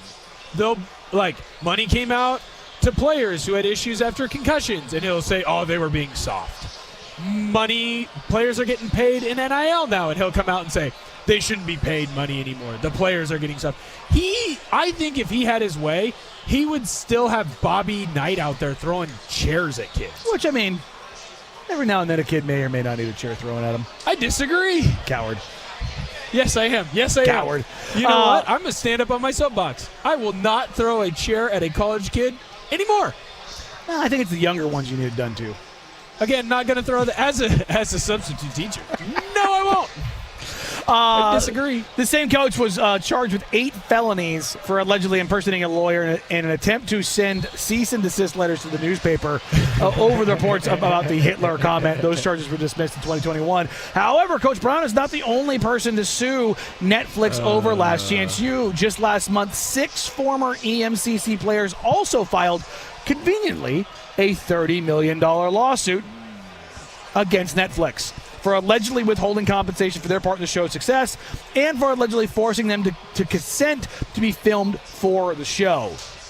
So that is a combined $60 million worth of lawsuits headed Netflix's way. Are any of them even going to win it, though? He shouldn't get a dime. No, but I can imagine there being some sort of settlement out of this where they get something. I can see that with the players. Just, hey, settle. We'll give you a little bit, and then just go away, be done. He shouldn't get a dime. He's a piece of garbage. You know what it is? Because remember, the first season of Last Chance U, he's just himself. The second season, he starts building up on the things that made him just a horrible guy, but it's what made weirdos love him. Because he was a big deal after Last Chance U, to the point where, he was getting paid to appear on TV shows. He was getting paid to talk at clinics. This guy became a big deal for no reason. Mm-hmm. I hate this guy. He's just trying to get money because he wasted all the rest of it. He probably spent it on those stupid cigars that he's always smoking in the show. Well, he also launched a whiskey brand that also went defunct. Oh, he had his own big baller brand? Basically, yes. This guy's a con man, but he was a con man to get those kids to come to that school too. He went out and told them that I'm going to be hard on you, but I'm going to get you to the next level. I'm going to take you from Independence Community College and you'll be at D1s. And he was just a jerk. None of his stuff was like coaching. I didn't listen to him and go, man, he's a tough coach, but at least he helped build them to be a better player. If anything, he ruined a lot of those players. That's the guy, like when Sue gets mad about college coaches about or football coaches. Yeah, that's this guy. That's this guy. Because at least with some of the guys who are hard, they'll come out and they're going to be tough on you. They're going to yell at you. They're going to scream. But they're still going to try and do what's best for you, or at least try and push you to the next level because it'll be what's best for them. Mm-hmm. Coach Cal is notorious for this. Sure. At Arkansas. Getting guys to the NBA. He's hard on those players. He's yelling. He's screaming. But they always go to the next level, and they seem to take a step forward. Pitino has a little bit of this in him as well, maybe a little bit more, actually, where he's going to be hard on guys, but he helps them get to the next level. Four white guys and an Egyptian. Right. He's hard, yells at them, beats them down a little bit, but he helps get them to the next step. It doesn't feel like, in fact, I know that's not what this guy does. This guy's in it for himself. And he's just a grade A you-know-what jerk. Oh, yeah, and the hilarious thing is Brown alleges he had a six-figure coaching offers to coach in both the NCAA and the XFL. Let that settle in. The NCAA and the XFL that were later pulled because of his portrayal on the show. Oh, you mean the portrayal of you? You being an absolute... You being you? You being an unhinged jerk? And guess what? You weren't going to get those jobs anyway. And you never had those offers. You weren't a very good coach. Allegedly. When you won, go ahead and you won a lawsuit here. Dude, he won a lot of games because he had a lot of D1 bros. Yeah, I mean, you have a lot of talent at junior college. Congratulations. Yeah, cool. And a lot of the stuff that he had, he looked very much to the side of a lot of those guys. There were a lot of guys that played for him after the fact that should not have been playing football. Period. Oh, yeah. No, for a litany of reasons. All for second chances. You don't get 18 chances. There you go. Yeah. Well, give us our 18th chance here coming up in hour number 3. We'll dive into the Portland Trailblazers taking on the Denver Nuggets tonight. Well, at least what's left of the Denver Nuggets, and then we'll get to that and more coming up here on Danny and Dusty, 10 to the Fan. I'm Michael Jenkins.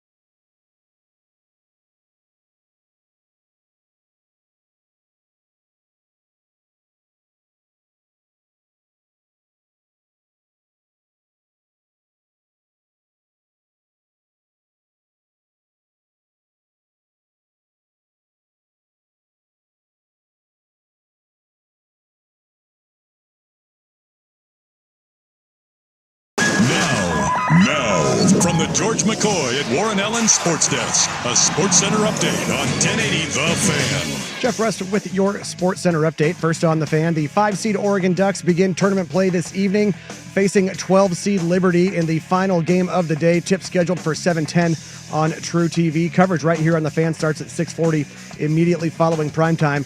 Oregon are 7-point favorites at the A&A Sportsbook. Some games currently underway.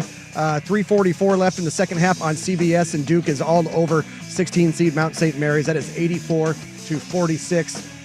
13:10 left in the second half on True TV, and 10-seed Vanderbilt holding on to a slim lead over 7-seed St. Mary's. That one is 38-33. We're at halftime on TNT. And number 6-seed Ole Miss leading UNC, the 11-seed 44-26. And we are early on TBS, 4-seed Maryland with an 11-7 lead over number 13-seed Grand Canyon. Some finals from earlier. 9th-seed Baylor holds off 8th-seed Mississippi State, 75-72. Number 2-seed Alabama pulling away late to finish off 15-seed Robert Morris, 90-81. 3-seed Iowa State cruises past 14th-seed Lipscomb, 82-55, and another 12-5 upset as Colorado State beats Memphis 78-70. The Trailblazers looking for their 4th straight win, hosting the Nuggets tonight. Jeremy Grant is doubtful. DeAndre Ayton, Jabari Walker, Robert Williams III are all out for Denver. Jamal Murray questionable, and Nikola Jokic is out. 7 o'clock tip on KUNP 2.2 on your antenna or Xfinity Channel 302. More sports scores and stories in 30 minutes. I'm Jeff Rust from the George McCoy at Warren Allen Sports Desk. Hurt and missing work, insurance companies acting like jerks. Don't call your mom. Call George McCoy at warrenallen.com. It's The Fan on FM. Go to 99.5 FM HD2 and enjoy high def 1080 The Fan. It's the best basketball party anywhere. Streaky teams are scary in the NCAA tournament. On both sides. On both sides. And if Liberty gets hot, watch out. Live from the Stadium Sports Bar at A&A Sportsbook, George McCoy at Warren Allen Attorneys at Law presents a Fan Madness edition of Danny and Dusty. Hurt and missing work? Insurance companies acting like jerks. Don't call your mom. Call George McCoy at warrenallen.com. A&A, make every buzzer beater, bracket buster, and Cinderella run mean more at A&A Sportsbook. Fan Madness is also brought to you by Video Only, where you always get the best deals on top-rated brands of TVs and home theater, and by Coors Light, the world's most refreshing beer. Enjoy responsibly. Fan Madness from A&A on 1080 The Fan. Hour number 3 here on Danny and Dusty. It is a Will Ortner edition. Dusty in Mexico. Jeff Rust back in the studio on the 1s and 2s. We are live at the Stadium Sports Bar and Grill at A&A Casino and Resort. It is a grand old time here. The games have, they've been kind of what we expected so far. Nothing has gotten too far out of pocket either way today. Ole Miss taking care of business currently against North Carolina. Duke is absolutely blowing the doors off of Mount St. Mary's. Vanderbilt and St. Mary's, close little spicy game. Is my math wrong? You're gonna miss the line on the Duke game. I was gonna say, is my math wrong? You're gonna miss the line on that. That's unfortunate. What's not unfortunate is now we are joined by KP, Kevin Pelton, the machine of ESPN, to talk some college basketball prospects. The NBA draft lottery quickly approaching. May 12th is in the back of my head now, and the Blazers, Lord knows, they could pick anywhere between 3 and 13 at this point. KP, thanks for taking some time to join us, man. I really appreciate it. Thanks for having me. I don't think the draft lottery is approaching as quickly as it was the last few years in Portland, though, right? Yeah, no, it's check with me next week.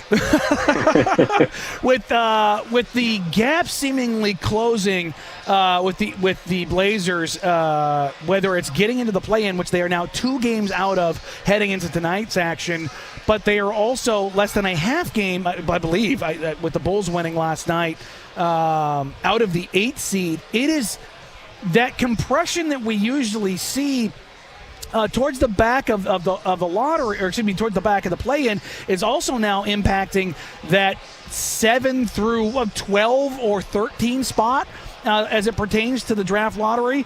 Yes, the Trailblazers, are a game ahead of the Chicago Bulls, as well as a game ahead of the San Antonio Spurs and a game and a half of the Miami Heat when you're talking about the front end of the lottery.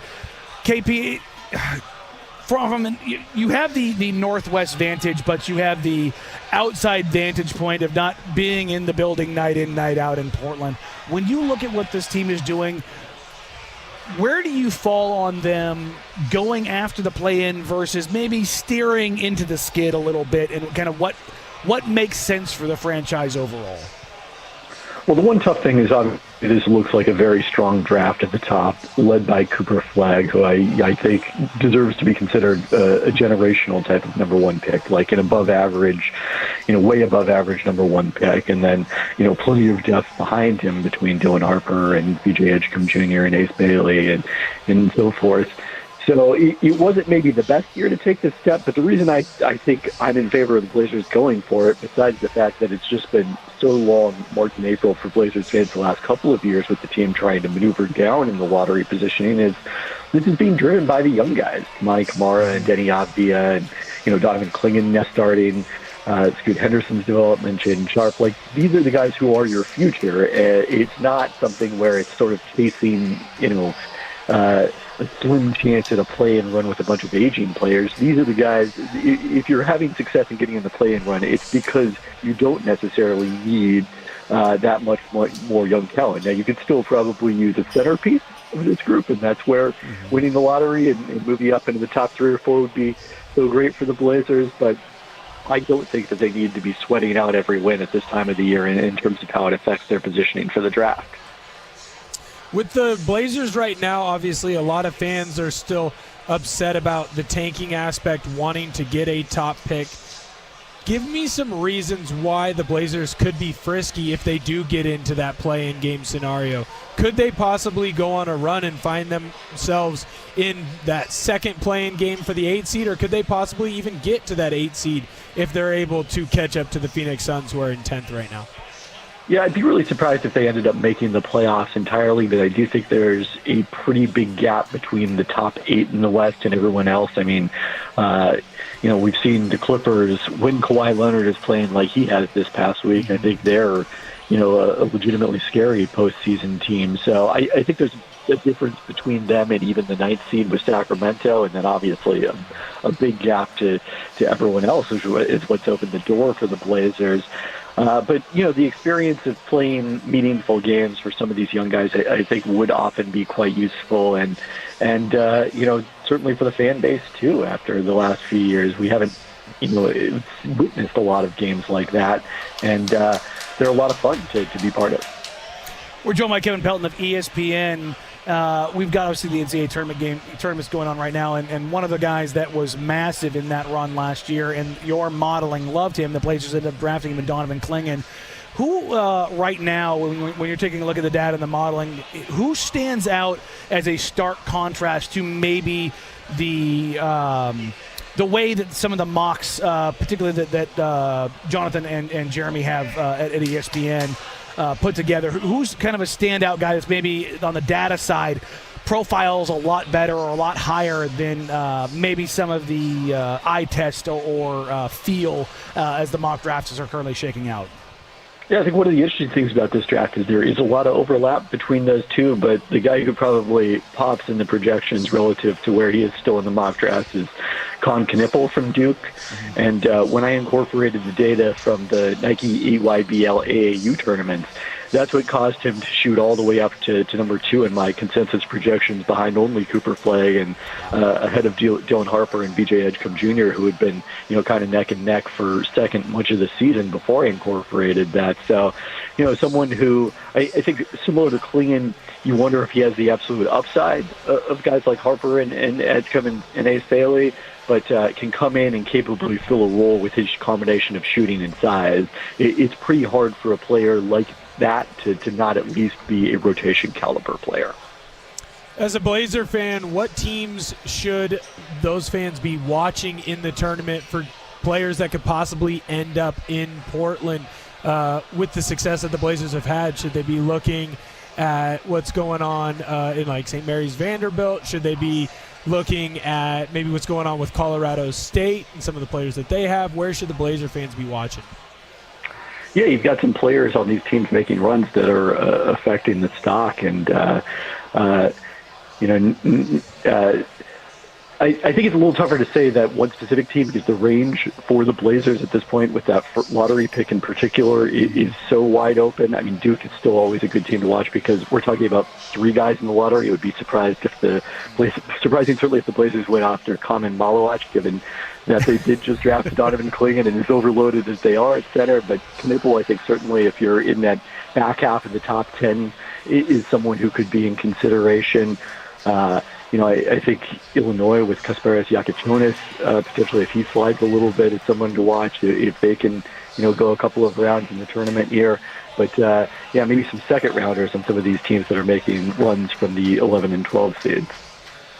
KP, one of the things I was interested in having you on here is talking about the modeling and the data and how all of the projections have kind of, or if they have, shifted at all as the NIL impact and guys staying around. And you're seeing rosters, particularly this year, being a lot older, or maybe the oldest they've ever been in the modern era, as so many players are still around from the post-COVID year or a JUCO transfer year or something along those lines. Has there been any impact with some of those guys where you've seen them very similar to Dalton Connect last year, coming from a Northern Colorado, then going to a major program like Tennessee? Are there any of those guys that are maybe getting a bit more juice numbers or not reflected as well, particularly with somebody like Bennett Sturgeon Drake, who comes from a Division II and maybe doesn't have the data behind it, but has been so productive in such a unique situation, playing the literal slowest pace in college basketball? Yeah, and that's somebody who really popped in the model even before, scouts started talking about him as a sleeper. So, we were kind of ahead on the Sturts thing of his breakout this week in the NCAA tournament. So that was cool to see. I think it's like kind of evolving, the science behind it right now, because historically what the numbers said is if you came into the league, 23 and older, your chances of being successful were not very good. And sometimes that gets sort of paraphrased as, the problem is that you don't have any upside if you're that old. And I don't think that was ever the case. I think it was just a little more uncertain whether the success you had in college, was that just a product of having so much more experience than everyone else you were going up against, or age, is the case may be. I mean, a name that Portland fans are going to be familiar with, Chris Duarte, as an example of that, is someone who was seen as, this is an extremely safe prospect, because he's so developed, he's going to be able to contribute right away. And instead, we've seen him struggle to stay in the league, unfortunately. And that was pretty common. But now that you have more guys that are staying several years, and partially in part because of the fact that they might be able to make more money in college than they can in the NBA, maybe that throws that off. So, I think Connect has certainly outperformed how he looked in my projections. Quentin Post with the Warriors, who's become a really good and valuable backup center for them as a second-round pick, is another interesting example of that. So looking at this year's draft, it'll be interesting to see which of these guys kind of can shake off that older status. Chaz Lanier is someone I look at on Tennessee. He's only a 4-year player, but had kind of similar to Dalton Connect, was playing at a lower level at North Florida, came to Tennessee, filled Connect's spot, and has been similarly productive offensively. So, we'll see if I don't think he's going to be a first-round pick like Connect was, or talked about as a lottery pick, but someone who I definitely think can come in and contribute right away off the bench. That leads to an interesting conversation, too, because as you look at the NFL with quarterbacks, it feels and seems like quarterbacks that stay for a longer time in college develop at a higher rate, and then they come into the NFL, they hit the ground running. Just looking at Jaden Daniels, is that a move that we could see in college basketball as more players tend to stay and get the development that they need, as opposed to coming into the league a little bit raw and hoping that they'll develop in a pro system? Are they able to do that now in college? I still think it's going to be better for the top prospects to come into the NBA. The one element of this is college basketball is just a very different style of play than the NBA, where it's so much more post-centric. You've got a lot more ability to hide players defensively. It's more difficult to build your offense, around the individual skills of the best players. So all of those elements, I think, if you're a top prospect, that's talking that Cooper Flagg, depending on who gets the number 1 pick, that he should maybe consider going back to Duke, because that's preposterous to me. I mean, you're still making those endorsements in the NBA, you're starting your rookie contract, and you're playing against the best players in the world.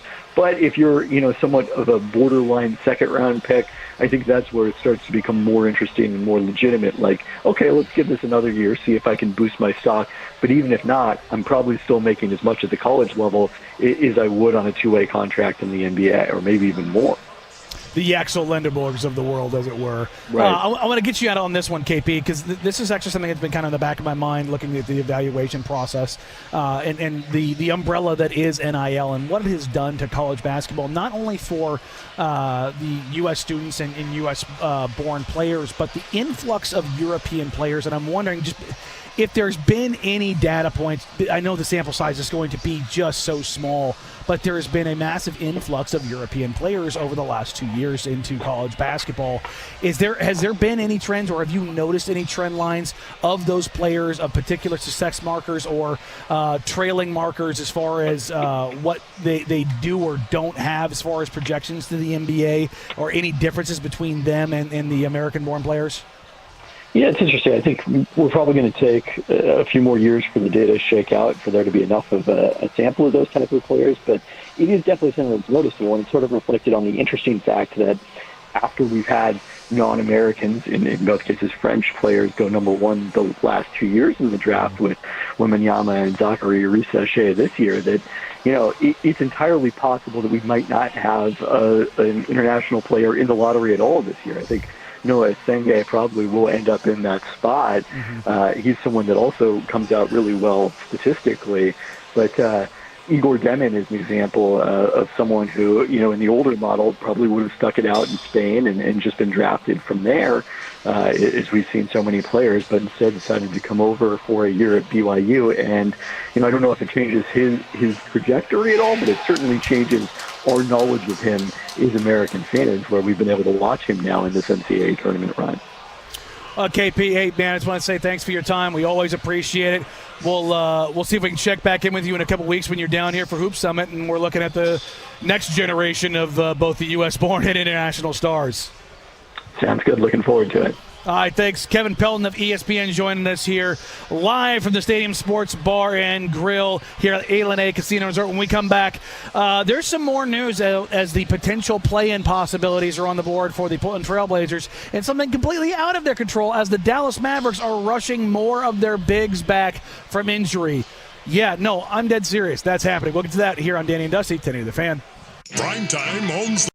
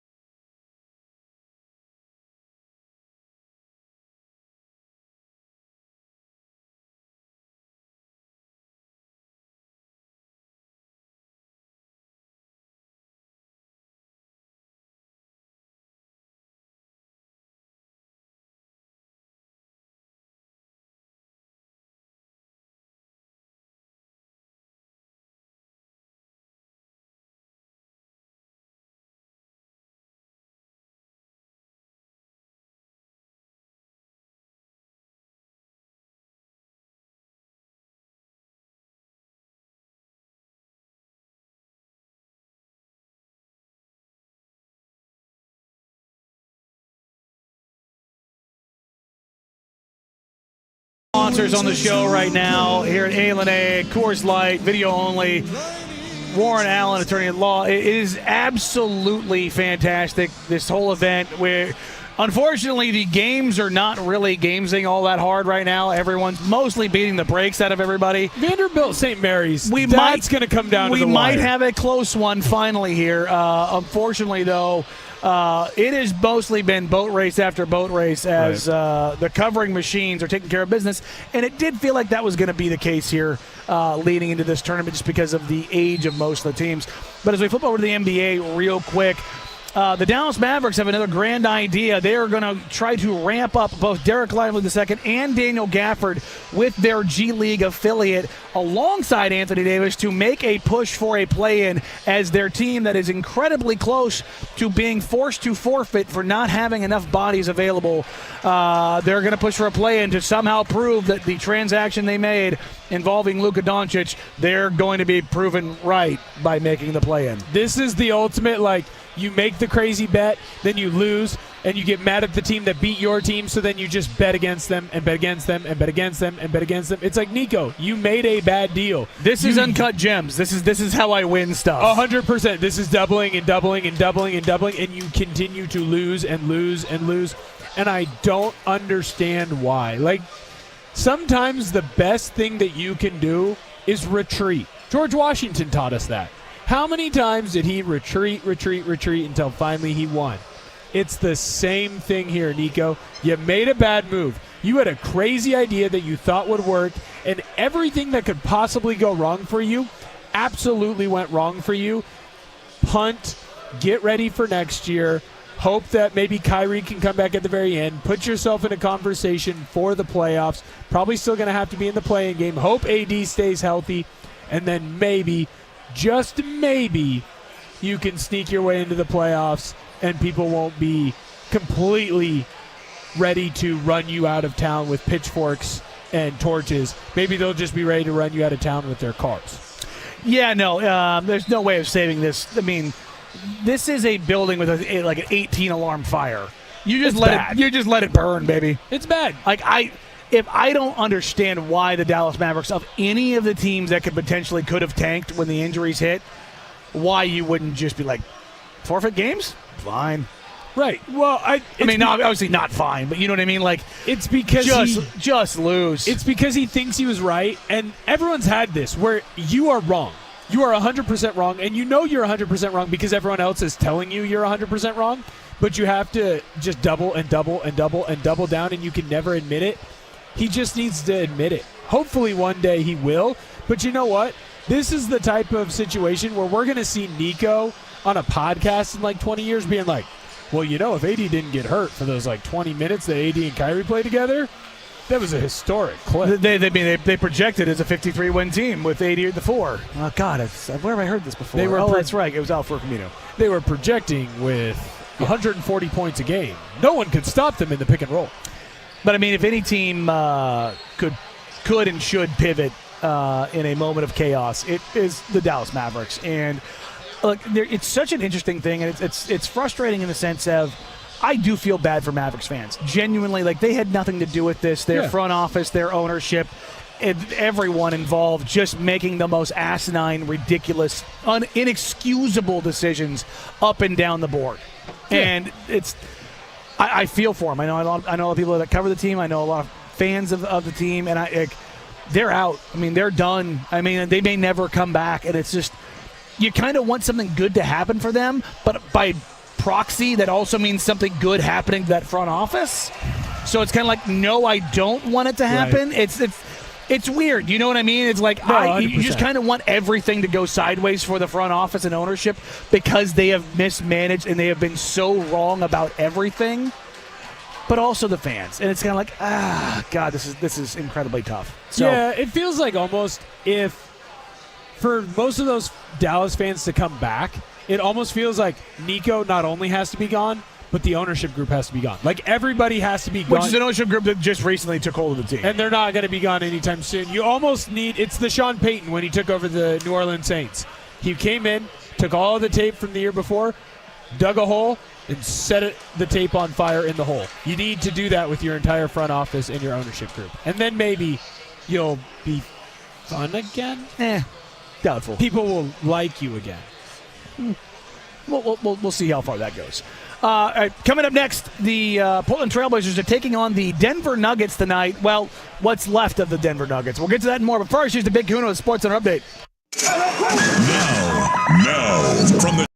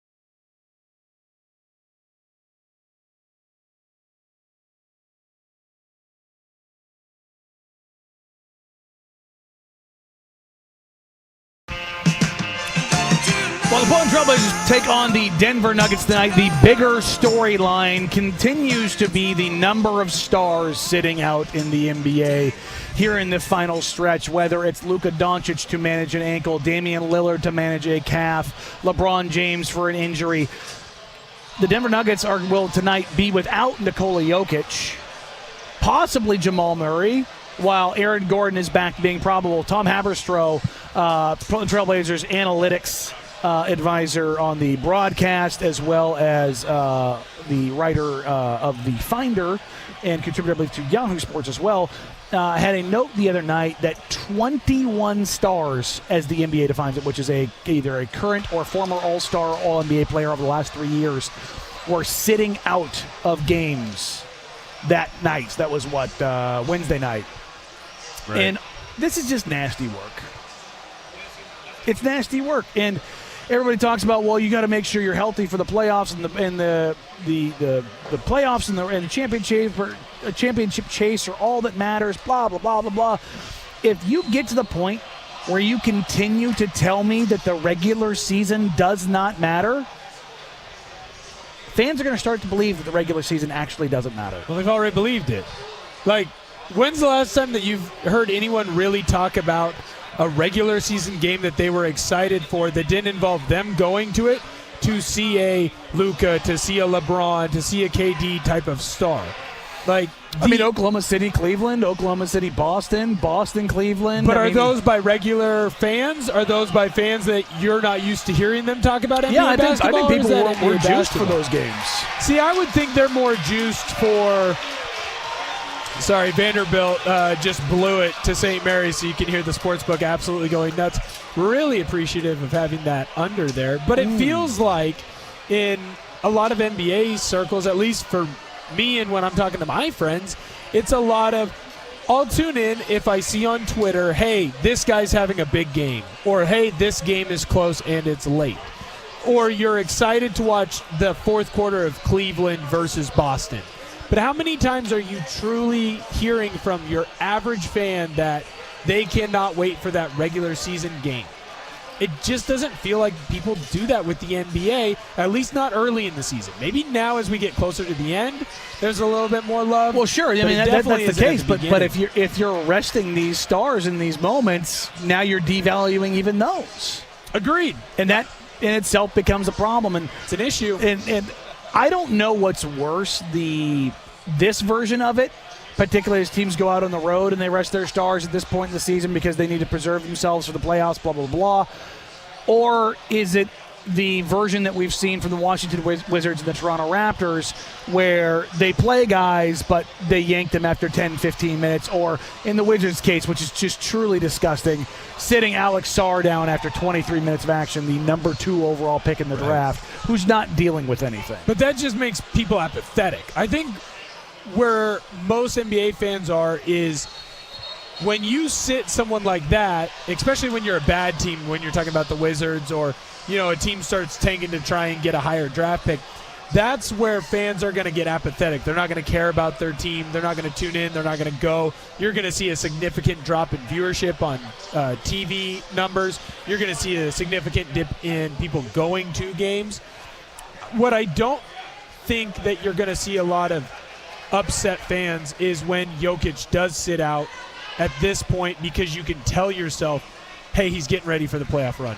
Or like LeBron James, he has his groin injury. He's missed, 2 weeks right now, 3 weeks? And at the same time, you're seeing him jump around when his son hits a big basket in the state championship game. So hey, he's not really as hurt as he's letting on. I think you can talk yourself into it when it is getting closer to the postseason. I mean, think about it. There were people saying the same thing about Duke's Cooper Flagg today. Why play him today? Why play him this weekend? You don't need him. So I think there can be a conversation that isn't going to lead to apathy or people wanting to How about play the game? Out. I don't Playing hate that the game either. matters. Look, man, Michael Jordan did it. That's great. Look, the whole idea of the game's different now, blah, blah, blah. I'm like, yeah, they used to have full-on knockout, drag-out fights. The game is different now, but they were playing 82 and it mattered. And look, I'm going to get on my old guy, shake my fist at Cloud high horse and enjoy it because, look, playing the game mattered. And it needs to be the case again. And I'm sick and tired of trying to optimize and squeeze every last drop out of everything. There has to be some version of this where the regular season matters. Otherwise, like the way we talk about devalue and look at the game, it starts to lose meaning. And it's just a nasty play. Well, that's the problem. It's going to continue to go down that path, and that it has. We can't have that. It's why you hear people say, "I don't need to watch an NBA basketball game until the fourth quarter," and there's some kind of truth to that. And that's a problem. Yep. Again, the St. Mary's knocks off Vanderbilt 59-56. The West Coast Conference is now 2-0 against the SEC in the NCAA tournament. Maybe they're really the conference where it just means more. Maybe San Fran should have got it. Look, man, it just means more there. All right, we will take a look at the Portland Trail Blazers, who are going to take on the Denver Nuggets tonight. And, if the Blazers do get a game tonight against the Denver Nuggets, particularly without Nikola Jokic, how real does the play-in get? We'll get to that next year on Danny and Dusty, Danny the Fan. It's time for Legends of Hoop, an inside look at the college basketball championships. Brought to you by Legends Casino Hotel, within winning distance. Clemson with the ball down 4, 10 seconds to go. Front court Hunter, over to Zachary, got a launch. Banker 3, won't go, loose, scrum, Hunter, drive, lays it in at the buzzer. It's not enough. McNeese with the upset. That's Westwood One Radio as 12-seed McNeese holds on to upset 5-seed Clemson, the first such upset this tournament. After leading 31-13 at the half, McNeese outscored 54-38 in the second half to eke out the 69-67 win. Brandon Murray led McNeese with 21 points off the bench. Christian Shoemate chipped in 13 points and 11 boards. Jaden Zachary led Clemson with 24. McNeese now moves on to face 4-seed Purdue tomorrow. That's your early game on CBS. But much like death and taxes, you can count on at least one 12-5 upset, and that is a Legend of Hoop. Legends of Hoop is brought to you by the Legends Casino Hotel. Escape to Legends Casino Hotel within winning distance. Just a short drive to Toppenish, Washington, the ultimate destination for fun and relaxation. LegendsCasino.com. Hello, sports fans, and welcome to Prime Time.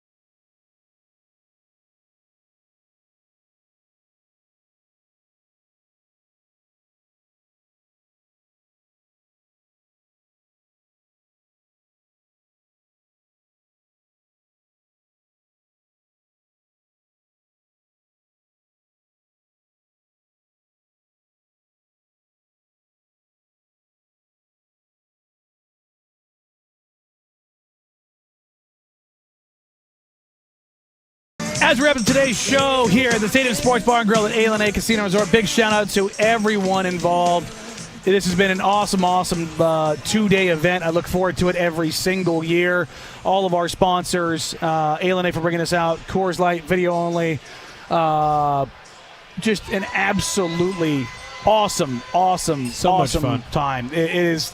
Look, they selfishly, they put me up in the hotel so I don't have to drive back and forth to Newburgh. It is such a great time, and everybody that shows up, we have all the regulars to come out here, cashing in their bets or tearing up their tickets and just having a grand old time.